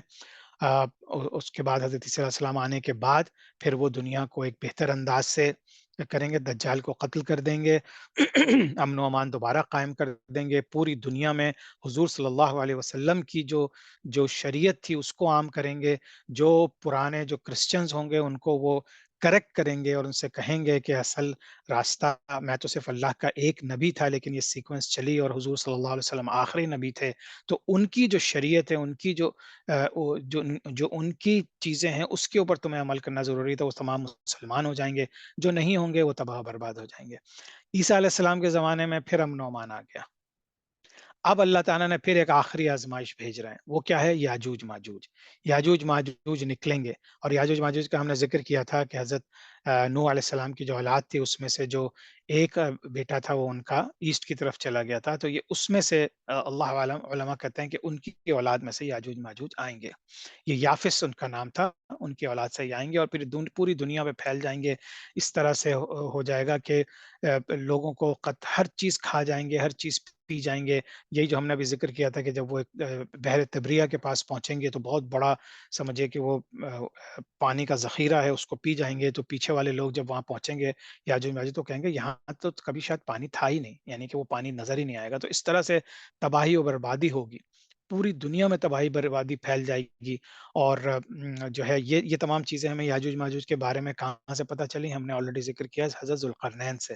حضرت ذوالقرنین جو تھے، جب وہ قرآن شریف میں جو ذکر آیا ہے کہ وہ ایسٹ جائیں گے، ویسٹ جائیں گے، اس کے بعد نارتھ کی طرف جائیں گے، اور ان کو یاجوج ماجوج کی قوم جو ہے ایک دوسری قوم کو بہت تنگ کرتی ہوگی، تو وہ دعا کریں گے اور ان سے کہیں گے آپ پلیز ہمارے لیے کچھ کر دیں، تو وہ ایک لوہا تانبا منگائیں گے اور اس کی ایک دیوار کھڑی کر دیں گے، جس سے یاجوج ماجوج کو ایک راستہ بند ہو جائے گا، اور پھر وہ یہ کہیں گے یہ اس وقت تک قائم رہے گا جب تک اللہ چاہے گا۔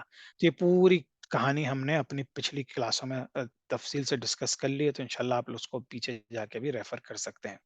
اور یہ جو لوگوں کا کہنا ہے کہ وہ تقریباً، کیونکہ جب نارتھ کی طرف آپ جاتے ہیں تو بلیک سی اور کیسپین سی کے درمیان، بلکہ یہیں کہتے ہیں یہیں پہ کوہ قاف کے پہاڑ بھی ہیں، تو انہی کسی جگہ پہ بعض لوگ اب کچھ دریافت کرنے لگے ہیں کہ ترکی کے نارتھ میں انہی علاقوں میں کہیں پہ ہیں، لیکن اللہ عالم یہ سب سائنٹیفک اور فلسافیکل وے میں جو لوگ سوچتے ہیں وہ اپنی ہیں، لیکن اللہ عالم، اللہ تعالیٰ انسان کو ہی علم دیتا ہے، تو اس میں کتنا صحیح ہے کتنا غلط ہے یہ صرف اللہ تعالیٰ کو ہی پتہ ہے۔ اچھا، اور اس کے بارے میں پھر یہ سورہ کہف کی آیات ہیں جو میں نے اس میں لکھ دی ہیں، آپ لوگ انشاءاللہ اسے پڑھ لیجیے گا کہ کس طرح سے یاجوج ماجوج کے بارے میں سورہ کہف میں بہت سے ذکر ہیں، اصحاب کہف کے بارے میں ہے، موسیٰ علیہ السلام کے بارے میں ہے، پھر آخر میں سب سے آخری جو ذکر ہے وہ ان کے بارے میں ہے، یاجوج ماجوج کے بارے میں۔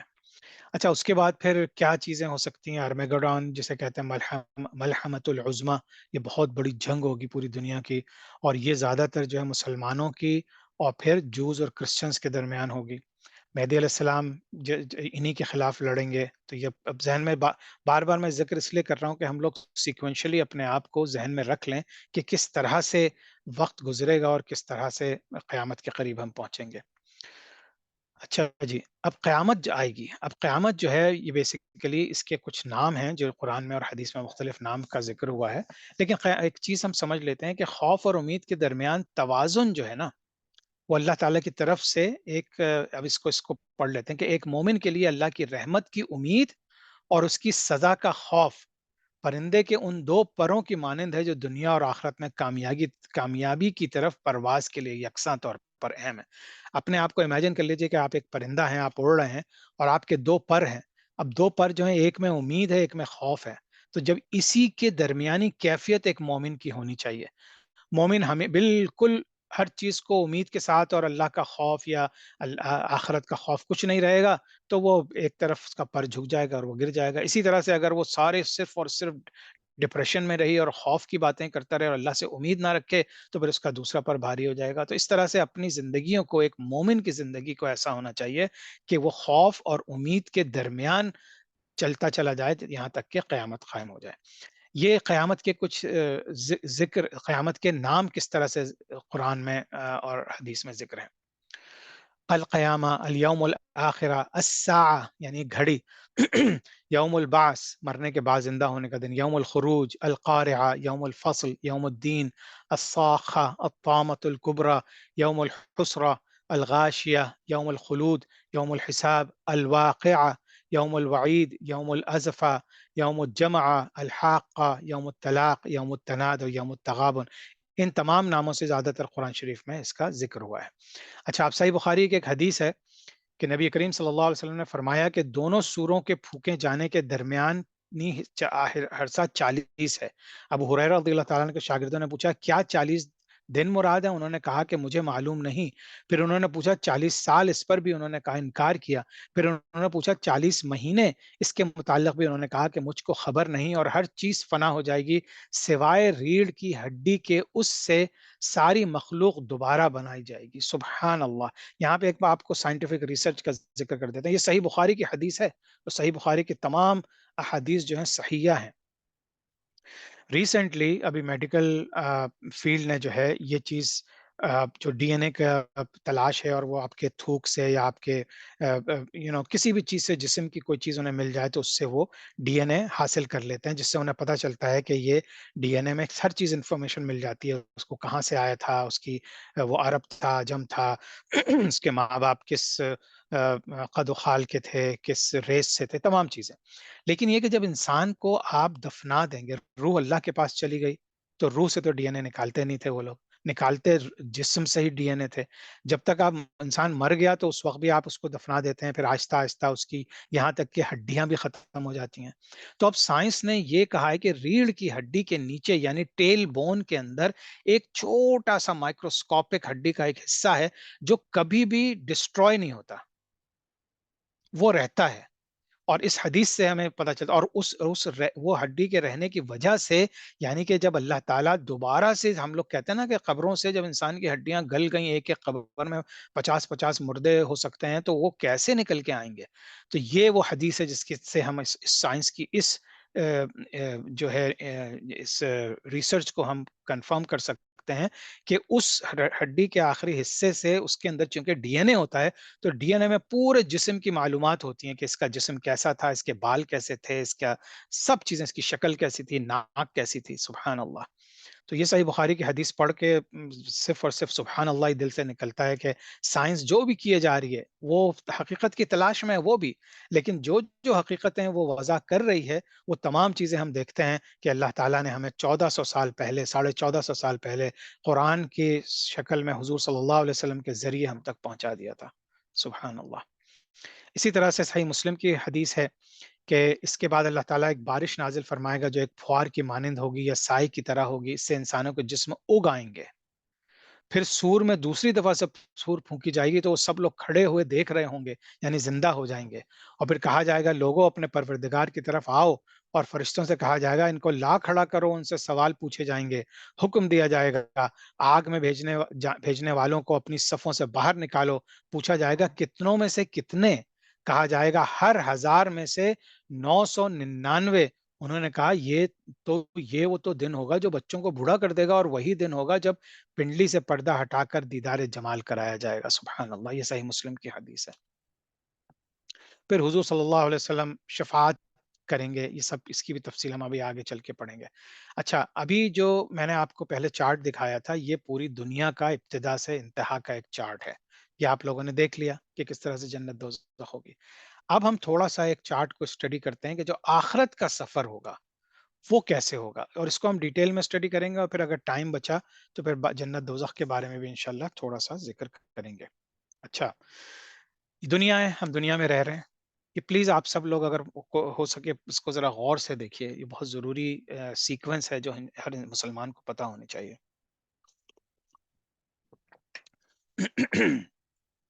ہم اس دنیا میں رہ رہے ہیں، ہماری موت ہوگی، مومن بھی قبر میں جائے گا، کافر بھی قبر میں جائے گا۔ پھر مومن جو ہے وہ سور پہلی پھونکی جائے گی، تو بعد چیزیں برباد ہو جائیں گی، مومن بھی وہی ہیں، کافر بھی وہی ہیں۔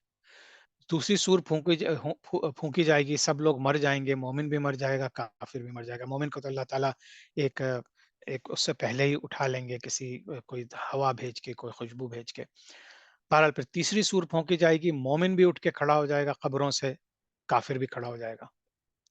پھر جو ہے دوبارہ سے ان کی جو باس ہوگی، یعنی کہ دوبارہ سے ان کو زندگی دے دی جائے گی، تو مومن کافر ساتھ آگے چلیں گے۔ پھر مومن جو ہے وہ اب دوسرا حصہ اس کا دیکھیے، کافر جو ہیں وہ ڈائریکٹلی حساب کتاب میں پہنچ جائیں گے، جیسے ہی کافروں کو دوبارہ سے اٹھایا جائے گا وہ حساب کتاب میں۔ لیکن مومنوں کے ساتھ تھوڑا سا معاملہ، دو چیزیں اور ہوں گی۔ ایک تو یہ کہ جن کے اللہ تعالیٰ نے بغیر حساب کتاب کے وعدہ کیا ہے جنت میں جانے کا، اب وہ یہاں سے سیدھے جنت میں چلے جائیں گے، ان کے ساتھ کوئی حساب کتاب نہیں ہوگا۔ دیکھ رہے ہیں آپ، یہ بغیر حساب کتاب کے چلے جائیں گے۔ پھر مومن کا ایک گروہ جو ہے، جو بھی بغیر حساب کتاب کی جنت میں نہیں گیا، اب وہ حضور صلی اللہ علیہ وسلم کی شفاعت ریسیو کرے گا، شفاعت کریں گے حضور صلی اللہ علیہ وسلم ان کی۔ پھر مومن جائیں گے حساب کتاب میں۔ اب یہاں پہ جو کافروں کا بھی حساب کتاب ہو رہا ہے، اب مومنوں کا حساب کتاب بھی ہو رہا ہے، اب یہ دونوں پھر ساتھ ہو گئے۔ پھر پھر یہاں پہ ان کے ہاتھوں میں کتابیں دی جائیں گی، تطایر الصحف، یعنی کہ ان کے ہاتھوں میں جو دائیں ہاتھ میں اچھی کتاب دی جائے گی، جو اچھے اعمال ہوں گے، بائیں ہاتھ میں الٹے ہاتھ میں وہ کتابیں دی جائیں گی جن کے کفر کا پلڑا زیادہ بھاری ہے۔ ان دونوں کے ہاتھوں میں کتابیں دے دی گئیں، ٹھیک ہے۔ اب یہ لوگ آگے چلے، اب اپنی اپنی کتابیں اٹھائیں انہوں نے، ان کو حساب کتاب دیا گیا، ان کا رزلٹ دیا گیا، لیکن اب یہ آگے چلے۔ اب جو ہے کتابیں ابھی دے تو گئیں، دے تو دی گئیں، لیکن ابھی ان کا وزن نہیں ہوا۔ اب ان کا وزن ہوگا جس کو ہم کہتے ہیں میزان۔ میزان میں جب وزن ہوگا تو جو ظاہر بات ہے مومنوں کے ہاتھوں میں کتابیں ہوں گی، نیکی کی بھلائی ہوگی تو وہ آگے چلے جائیں گے۔ لیکن کفار جن کے ہاتھوں میں، یا جن کو یعنی کہ جنہوں نے شرک کیا ہوگا اور اللہ کو نہیں مانا ہوگا، تو وہ ڈائریکٹ میزان سے، چونکہ ان کا پلڑا، برائی کا پلڑا بہت بھاری ہوگا، تو کافر جو ہیں ڈائریکٹ پھر دوزخ میں ڈال دیے جائیں گے۔ اب ان کا اختتام ہو گیا۔ لیکن اب مومنوں کا ابھی سفر ختم نہیں ہوا، مومن اور آگے بڑھے، میزان کے بعد اب ان کے پلڑے بھاری ہیں۔ تو بعض ایسے مومن ہوں گے جو اللہ کے بہت قریب ہوں گے، ان کو حوض کوثر کے پاس لایا جائے گا، حضور صلی اللہ علیہ وسلم انہیں حوض کوثر سے پانی پلائیں گے، اور یہ ایک ایسا خوشبودار ایسا پانی ہوگا کہ جو ابھی تک آپ حشر کے میدان میں کھڑے ہوئے تھے، تکالیف گزری، حساب کتاب کا وقت آیا، ہزاروں سال کھڑے رہے، پھر کتابیں ملنی تھیں تو آپ ٹینشن میں رہے، یہ گلاس پی کے، یہ پانی پی کے ایک مومن جو ہے پھر سے بالکل فریش ہو جائے گا۔ یہ اللہ تعالیٰ نے ایک انعام رکھا ہے۔ ابھی جنت میں نہیں پہنچے، ابھی ان کے لیے یہیں پہ ایک حوض کوثر سے انہیں پانی پلایا جائے گا۔ لیکن انہی مسلمانوں میں سے جو منافقین ہوں گے، ان کو ایک الگ لائن میں کھڑا کیا جائے گا، اور ان کو حوض کوثر سے پانی نہیں ملے گا، وہ پریشان رہیں گے کیونکہ وہ منافق تھے۔ پھر وہ امتحان المؤمنین جب یہاں پر ہوگا، اب یہاں پہ منافق اور مومنوں کا امتحان ہے۔ یہ تو حوض کوثر سے پی کے آ گئے، تو ان کی شکلوں سے لگ رہا ہوگا کہ بھئی یہ کامیاب ہونے والے ہیں۔ منافق جو ہیں وہ ڈرے ڈرے، سہمے ہوئے، شرمندہ ہوں گے۔ بہرحال یہاں پہ حساب کتاب ہوگا، یہاں پہ منافقوں کا اور مومنوں کی سپریشن ہوگی، اور یہاں سے پھر منافق ڈائریکٹ دوزخ میں ڈال دیے جائیں گے۔ لیکن اب مومن آگے چلیں گے، مومن اب جو کامیاب ہو گئے، حوض کوثر سے بھی پی لیا، اب ایک لمبا سفر کر کے اب یہ پہنچیں گے پل صراط پہ۔ ابھی بھی جو ہے یہ 100% ان کے لیے کوئی جنت نہیں ہے، کیونکہ ان میں سے بھی کچھ لوگوں نے جو تمام چیزیں پار بھی کر لی ہوں گی، ان کے اندر بھی اگر کوئی بھی ایسا شخص رہ گیا جسے اللہ تعالیٰ سمجھتا ہے اسے دوزخ میں جانا چاہیے، تو اس سے پھر اللہ پل صراط وہ کراس کروائے گا۔ پل صراط جو ہے، اس کی تفصیل آپ سب کو پتا ہے کہ وہ بال سے برابر باریک اور تلوار سے زیادہ تیز اس کی وہ ہوگی، اور اس کے اوپر ہوگی، اس میں ایک روشنی لے کے وہ چلیں گے، جو ایمان کی روشنی ہوگی اس سے وہ اپنا راستہ تلاش کرتے ہوئے پل صراط کراس کر لیں گے، اور جن کے پاس وہ روشنی نہیں ہوگی وہ دوزخ میں گرنا شروع ہو جائیں گے۔ یہ وہی نار ہے جہاں ابھی تک کافر اور منافق سب گر چکے ہیں، تو یہاں پہ پھر وہ جو پل صراط کا سفر نہیں طے کر پائیں گے وہ بھی اس میں گر جائیں گے۔ اچھا اب جو ہے جو مومن آ رہے ہیں ان میں وہ ایک جگہ سے گزریں گے القنطرہ. اب القنطرہ کیا فیز ہے؟ ایک چھوٹا سا پل ہے جس پر اللہ تعالیٰ مومنوں کو ایک دوسرے سے ان ناانصافیوں کا بدلہ لے کر دے گا جو انہوں نے دنیا میں ایک دوسرے کے ساتھ کی ہوں گی. یہ بدلہ قصاص اس بدلے کے علاوہ ہوگا جو میدان قیامت میں دلایا جائے گا. اس کا مقصد دلوں کے کینہ، لپٹ، بغض، عناد اور حسد کو دور کرنا ہے. یعنی جنت میں آپ داخل نہیں ہو سکتے جب تک یہ تمام نیگیٹو ایلیمنٹس آپ سے ہٹا نہ دیے جائیں. تو یہیں پہ سارے بدلے دے دیے جائیں گے. اس کا مقصد دلوں سے طے ہوگا بغض. چنانچہ یہ ایک قسم کی صفائی اور تطہیر کا عمل ہوگا، کیونکہ جنتی جنت میں صرف اسی صورت میں داخل ہوں گے کہ جب وہ کامل ترین حالت میں ہوں گے. تو اب یہاں پہ وہ اس القنطرہ سے پہنچیں گے اور پھر وہ جنت میں داخل کر دیے جائیں گے. اچھا، اب آپ لوگوں نے یہ بھی سنا ہوگا کہ جو مسلمان ہوں گے، جو مومن ہوں گے اور وہ جہنم میں گرا دیے جائیں گے کسی بھی وجہ سے، کسی بھی ان کی جو ان کے پاس پولیس رات پہ گزرنے کا جو ہے لائٹ نہیں ہوگی، تو پھر حضور صلی اللہ علیہ وسلم ان کی بھی شفاعت کریں گے. کیونکہ ان لوگوں کو جتنا بھی عرصہ اللہ بہتر جانتا ہے کتنا عرصہ وہ جلیں گے، وہ ان کی شفاعت ہوگی، لیکن ان کے اوپر جلے کا جلے کا داغ ہوگا اور ان کے جسم بالکل وہ ہوں گے. تو پھر ان کو ایک نہر شفاعت میں غوطہ دیا جائے گا جہاں سے پھر وہ صاف شفاف ہو جائیں گے اور ان کو جنت میں داخل کر دیا جائے گا. لیکن یہ یاد رکھیے کہ یہ جو بغیر حساب کے جنت میں آ رہے ہیں، یہ جو راستہ اختیار کر کے آ رہے ہیں قنطرہ کے تھرو، یہ جو نہر شفاعت میں غوطہ لگا، ان سب کے درجات الگ الگ ہیں جنت میں. تو یہ ایک پوری آخرت کا سفر ہے جو سیکوینس بائی سیکوینس آپ کی دنیا میں زندہ ہونے کے بعد، موت کے بعد جو سارا سفر ہے وہ جو ہے اس چارٹ میں آپ لوگوں کو ان شاء اللہ تعالیٰ آئی ہوپ کے سمجھ میں آ گیا ہوگا. اچھا، اب یہ سب کچھ ہو گیا. اب آخری درجہ کیا رہ جاتا ہے؟ جنت اور دوزخ. تو جنت اور دوزخ کے بارے میں بہت بریفلی تھوڑا سا ٹائم ہو گیا ہے آج، لیکن جنت اور دوزخ کے بارے میں کر لیتے ہیں کہ یہ ہے کیا چیز. جنت جو ہے قرآن شریف میں 147 ٹائمز اس کا ذکر آیا ہے، 147 دفعہ. لیکن جہنم کا ذکر اس سے زیادہ آیا ہے، 200 دفعہ. اس کا مطلب یہ کہ جہنم سے بچنے کے لیے ہمیں بہت محنت کرنی پڑے گی، کیونکہ بہت زیادہ لوگ جہنم میں جائیں. جہنم سے بچنے کی کوشش کرنی پڑے گی کیونکہ بہت سے زیادہ لوگ جہنم میں جائیں گے. اور پھر جنت کا ذکر بھی ہے. تو ہم جنت کا ذکر کر لیتے ہیں کہ سورہ آل عمران میں ہے کہ ہر جاندار کو موت کا مزہ چکھنا ہے اور تم سب کو تمہارے اعمال کے پورے پورے بدلے قیامت ہی کے دن ملیں گے. پھر جس کسی کو دوزخ سے دور ہٹا لیا گیا اور جنت میں داخل کر دیا گیا، وہ صحیح معنی میں کامیاب ہو گیا. یہ جو ہم دنیا کی کامیابی دیکھتے ہیں نا، اصل کامیابی یہ نہیں ہے. اصل کامیابی یہ ہے جس کا ذکر اس آیت میں ہو رہا ہے. اور یہ دنیاوی زندگی تو جنت کے مقابلے میں دھوکے کے سامان کے سوا اور کچھ بھی نہیں ہے. سورہ توبہ میں اللہ کہتا ہے، اللہ نے مومن مردوں اور مومن عورتوں سے وعدہ کیا ہے ان باغات کا جن کے نیچے نہریں بہتی ہوں گی جن میں وہ ہمیشہ رہیں گے، اور ان پاکیزہ مکانات کا جو سدا بہار باغات میں ہوں گے. اور اللہ کی طرف سے خوشنودی تو سب سے بڑی چیز ہے جو جنت والوں کو نصیب ہوگی. یہی تو زبردست کامیابی ہے. سورۃ التوبہ ہی میں ذکر آیا کہ واقعہ یہ ہے کہ اللہ نے مومنوں سے ان کی جانیں اور ان کے مال اس بات کے بدلے خرید لیے ہیں کہ انہیں جنت دے دی جائے. یعنی کہ جو دنیا میں اللہ تعالیٰ کہتا ہے کہ جہاد کرو، شہید ہو جاؤ، اللہ کی راہ میں مال قربان کرو، اپنے اعمال اچھے کرو، ان تمام چیزوں کے بدلے اللہ تعالیٰ جنت دے دے گا اگر آپ دنیا میں یہ سب چیزیں اللہ کو دے دیں گے.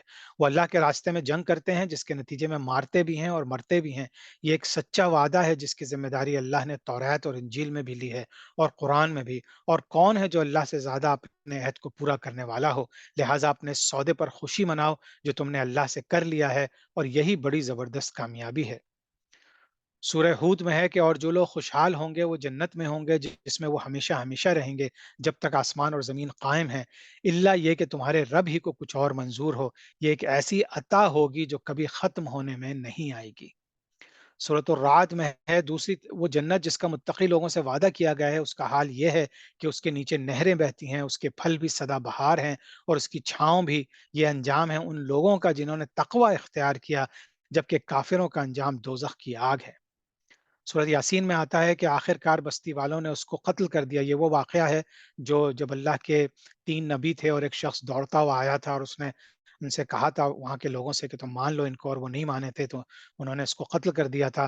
تو اس کا جب اس کا ذکر ہے کہ اس سے کہا گیا کہ جنت میں داخل ہو جاؤ، جیسے ہی اس کو شہید کیا گیا اس نے جنت کی نعمتیں دیکھ کر کہا کہ کاش میری قوم کو معلوم ہو جائے۔ اس کا ایک پاؤں ابھی جنت میں تھا، ایک دنیا میں تھا، تو اس نے یہ اس کے دل میں آیا کہ کاش یہ لوگ میری بات مان جاتے، اور جس طرح میں جنت کو دیکھ رہا ہوں اس طرح ان کو بھی پتہ چلتا کہ ہاں جنت مل جائے گی۔ اسی طرح سے کچھ اور آیات میں نے یہاں پہ ایڈ کی ہیں، آپ لوگ انشاءاللہ پڑھ لیں گے۔ ہم جہنم کا ذکر کر لیتے ہیں۔ جو لوگ ناحق ظلم سے یتیموں کا مال کھاتے ہیں وہ اپنے پیٹ میں آگ ہی بھر رہے ہیں، اور ان قریب وہ دوزخ میں جائیں گے۔ سورہ نساء میں ہے، اور جو کوئی کسی مومن کو قصدن قتل کر ڈالے اس کی سزا دوزخ ہے جس میں وہ ہمیشہ رہے گا، اس پر اللہ تعالیٰ کا غضب ہے، اسے اللہ تعالیٰ نے لعنت کی ہے اور اس کے لیے بڑا عذاب تیار کر رکھا ہے۔ یعنی جو مومن کو قتل کر دے گا، آج دنیا میں ہر انسان کو قتل کرنے کے در پہ ہے اور اس کو جسٹیفائی کرتا ہے۔ سورۃ النساء میں آیا جو لوگ اپنی جانوں پر ظلم کرنے والے ہیں، جب فرشتے ان کی روح قبض کرتے ہیں تو پوچھتے ہیں تم کس حال میں تھے؟ یہ جواب دیتے ہیں کہ ہم اپنی جگہ کمزور اور مغلوب تھے۔ فرشتے کہتے ہیں کیا اللہ تعالیٰ کی زمین کشادہ نہ تھی کہ تم ہجرت کر جاتے؟ یہی لوگ ہیں جن کا ٹھکانہ دوزخ ہے اور وہ پہنچنے کی بری خبر ہے۔ اللہ تعالیٰ ہم سب کو محفوظ رکھے۔ جب اتنا زیادہ فتنہ کسی جگہ پہ ہو جائے تو اللہ تعالیٰ کی طرف سے ہمیں اسلامی تاریخ میں مثالیں بھی ملتی ہیں۔ یہ ہجرت مدینہ کا واقعہ بھی ہے کہ وہاں سے اس زمین سے آپ ہجرت کر جائیں جہاں پہ اتنا زیادہ ظلم و ستم ہو، اور اگر نہیں کریں گے اور ان گناہوں میں ملوث ہو جائیں گے تو ان لوگوں کا ٹھکانہ پھر دوزخ ہے۔ سورہ نساء میں ہے جو شخص باوجود راہ ہدایت کے واضح ہو جانے کے بھی رسول اللہ صلی اللہ علیہ وسلم کے خلاف کرے اور تمام مومنوں کی راہ چھوڑ کر چلے، ہم اسے ادھر ہی متوجہ کر دیں گے جدھر وہ خود متوجہ ہو، اور دوزخ میں ڈال دیں گے، وہ پہنچنے کی بہت ہی بری جگہ ہے۔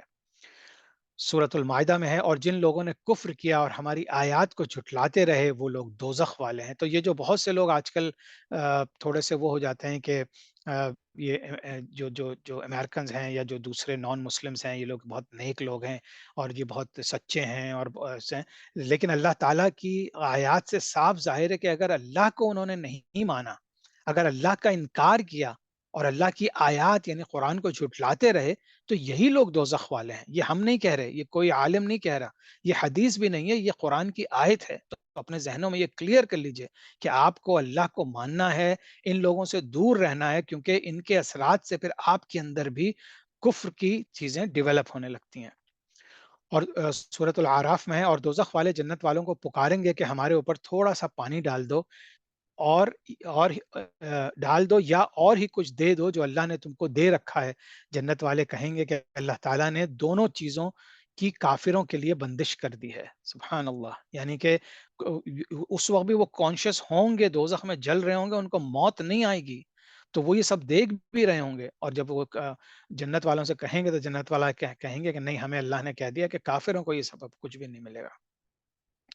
اسی طرح سے دوسری آیات ہیں انشاءاللہ تعالیٰ سورۃ توبہ میں ہے نبی صلی اللہ علیہ وسلم کافروں اور منافقوں سے جہاد جاری رکھو اور ان پر سخت ہو جاؤ، ان کی اصلی جگہ دوزخ ہے جو نہایت بدترین جگہ ہے۔ تو جو لوگ آخرت میں دوزخ میں جانے والے ہیں اور دنیا میں ان کے اعمال سے اور ان کے منافقت سے آپ کو پتہ ہے، تو کیا ہمیں یہ بہتر نہیں ہے کہ جس طرح ہم جنت میں دوزخ والوں سے الگ کر دی جائیں گے، ہم دنیا بھی اپنے آپ کو دنیا میں بھی ان لوگوں سے دور رہیں، ان لوگوں سے الگ رہیں، اپنے آپ کو الگ رکھیں تاکہ ہمارے اوپر ان کے اثرات نہ ہوں۔ اچھا، اب اعراف جو ہے یہ صورت الاعراف بھی ہے، اس میں بیسیکلی ایک جو جگہ ہے اس کی ڈیفینیشن ہے کہ جنت اور جہنم کے درمیان حائل ہوئے والے حصار کے بالائی حصے کا نام یعنی اوپر والے حصے کا نام اعراف ہے۔ اس کو آپ ایک پل سمجھ لیجئے جنت اور دوزخ کے درمیان ایک پل ہے جس کا نام اعراف ہے۔ اس مقام پر کچھ لوگ ہوں گے جو جنت اور دوزخ دونوں طرف کے حالات دیکھ رہے ہوں گے۔ وہ جنتیوں کے عیش و آرام کی بنسبت جہنم میں اور جہنمیوں کی بنسبت جنت میں ہوں گے۔ اس مقام پر کن لوگوں کو رکھا جائے گا، اس میں متعدد اقوال ہیں، مگر صحیح اور راجح قول یہ ہے کہ یہ وہ لوگ ہیں جن کے حسنات و سیئات یعنی نیکیاں اور بدیاں کے پلڑے برابر ہوں گے۔ تو قرآن شریف نے ان کا بھی ذکر کیا ہے سورہ اعراف میں، اور پھر اللہ تعالیٰ ان کا حساب کر دے گا۔ اب یہ جنت کا ڈیٹیل جو ہے نا، جنت میں اگر جانے کی خواہش ہے انشاءاللہ ہم سب کی ہے، تو ہم پھر دیکھیں کہ اللہ تعالیٰ نے جنت میں ہمیں کیا-کیا دینا ہے۔ جنت ایک مکان ہے کہ اللہ تعالیٰ نے ایمان والوں کے لیے بنایا ہے۔ اس میں وہ نعمتیں مہیا کی جائیں گی جن کو نہ آنکھوں نے دیکھا، نہ کانوں نے سنا، نہ کسی آدمی کے دل پر ان کا کبھی خطرہ گزرا۔ جنت کتنی وسیع ہے، اس کو اللہ اور رسول صلی اللہ علیہ وسلم ہی جانے۔ اجمالی بیان یہ ہے کہ اس میں 100 درجے ہیں، ہر 2 درجوں میں وہ مسافت ہے جو زمین اور آسمان کے درمیان ہے۔ رہا یہ کہ خود اس درجے کی کیا مسافت ہے، اس کے متعلق کوئی روایت نہیں۔ البتہ ایک حدیث ترمذی کی ہے کہ اگر تمام عالم ایک درجے میں جمع ہوں تو سب کے لیے بھی وسیع ہے۔ اگر سارے کے سارے انسان بھی چلے جائیں تو اسٹل وہ انف ہے۔ یہ جنت کی ڈیٹیلز ہیں، انشاءاللہ ان کو آپ لوگ ضرور پڑھیے گا، ساری ڈیٹیل موجود ہیں۔ اور اس کے بعد پھر یہ دوزخ کا بیان ہے۔ یہ ایک مکان ہے کہ اس کے قہار و جبار کے جلال و قہر کا مظہر ہے۔ جس طرح اس کی رحمت و نعمت کی انتہا نہیں کہ انسانی خیالات اور تصورات جہاں تک پہنچیں وہ ایک چھوٹا سا حصہ اس کی بے شمار نعمتوں سے، اسی طرح اس دوزخ کے غضب و قہر کی کوئی حد نہیں کہ ہر وہ تکلیف و اذیت کے ادراک کی جائے جس کو آپ سوچ سکتے ہیں۔ آگ میں آپ کی تھوڑی سی انگلی جل جائے تو ہمارا کیا حال ہوتا ہے۔ یہ تمام چیزیں دنیا کی تکلیفیں، لیکن بار آخرت کی جو دوزخ کا عذاب ہے، اللہ تعالی ہم سب کو محفوظ رکھے، ہم اس کا ادراک بھی نہیں کر سکتے، اس کو سوچ بھی نہیں سکتے، امیجن ہی نہیں کر سکتے۔ حدیث شریف میں آتا ہے کہ جو بندہ جہنم سے پناہ مانگتا ہے، جہنم کہتا ہے اے رب یہ مجھ سے پناہ مانگتا ہے تو اس کو پناہ دے دے۔ قرآن مجید میں بکثرت ارشاد ہوا کہ جہنم سے بچو، دوزخ سے ڈرو۔ ہمارے آقا و مولا صلی اللہ علیہ وسلم کو سکھانے کے لیے کثرت کے ساتھ اس سے پناہ مانگتے ہیں، تو یعنی کہ آپ باقاعدہ دنیا میں جنت کی خواہش کریں، جنت مانگیں اللہ سے، لیکن اس کے ساتھ ساتھ دوزخ سے بھی پناہ مانگیں، کیونکہ دوزخ بھی ہمارے ادراک سے بہت بڑھ کر ہے۔ آدمی اور پتھر اس کا ایندھن ہے، جہنم کا جو اس کا ایندھن ہے، جو اس کو جلانے والی چیز ہے، وہ بیسیکلی آدمی اور پتھر جب اس میں ڈالے جائیں گے تو وہ اور بھڑکے گی آگ، تو یہی اس کا ایندھن ہے۔ اور اس میں سے جو ہے یہ جو دنیا کی آگ ہے، اس آگ کے 70 جزووں میں سے ایک جزو ہے، یعنی جو دنیا کی آگ ہے وہ 170th درجہ ہے اس کا، اس سے بھی کم، تو دوزخ کی اتنی بڑی آگ ہے۔ یہ تمام جہنم کے بیانات ہیں، تو ہم سب اللہ سے دعا کرتے ہیں تو کہ اللہ تعالی ہم سب کو جنت دے اور دوزخ سے دور رکھے۔ نسأل اللہ العفو والعافیت فی الدین والدنیا والآخرہ، آمین اللہم آمین۔ انشاءاللہ تعالیٰ اب ہم سوال جواب لے لیں گے، اور آج پلیز آپ لوگ کیونکہ آخری کلاس ہے تو انشاءاللہ آپ سب لوگ شرکت کریں۔ کل رمضان شروع ہو رہا ہے، اللہ تعالیٰ آپ سب کو رمضان مبارک کرے، اور اللہ تعالیٰ ہم سب کو توفیق دے کہ ہمیں پورا رمضان ملے اور ہم عبادات کے ذریعے روزہ رکھے اور اچھے اعمال کے ذریعے اپنے اپنے جنتیں پکی کر لیں اور اپنے آپ کو دوزخ سے ہزار کروڑوں میل دور کر لیں انشاءاللہ۔ تو اسی کے ساتھ پھر یہ میں کلاس آج کی ختم کر رہا ہوں، اس کے بعد سوال جواب لے لیں گے انشاءاللہ، اور پھر آپ سے تھوڑی تفصیلات بھی ذکر ہوں گی کہ آئندہ ہمیں کیا کرنا ہے۔ سبحانک اللہم و بحمدک، نشہد ان لا الہ الا انت، نستغفرک و نتوب الیک۔ السلام علیکم ورحمۃ اللہ وبرکاتہ۔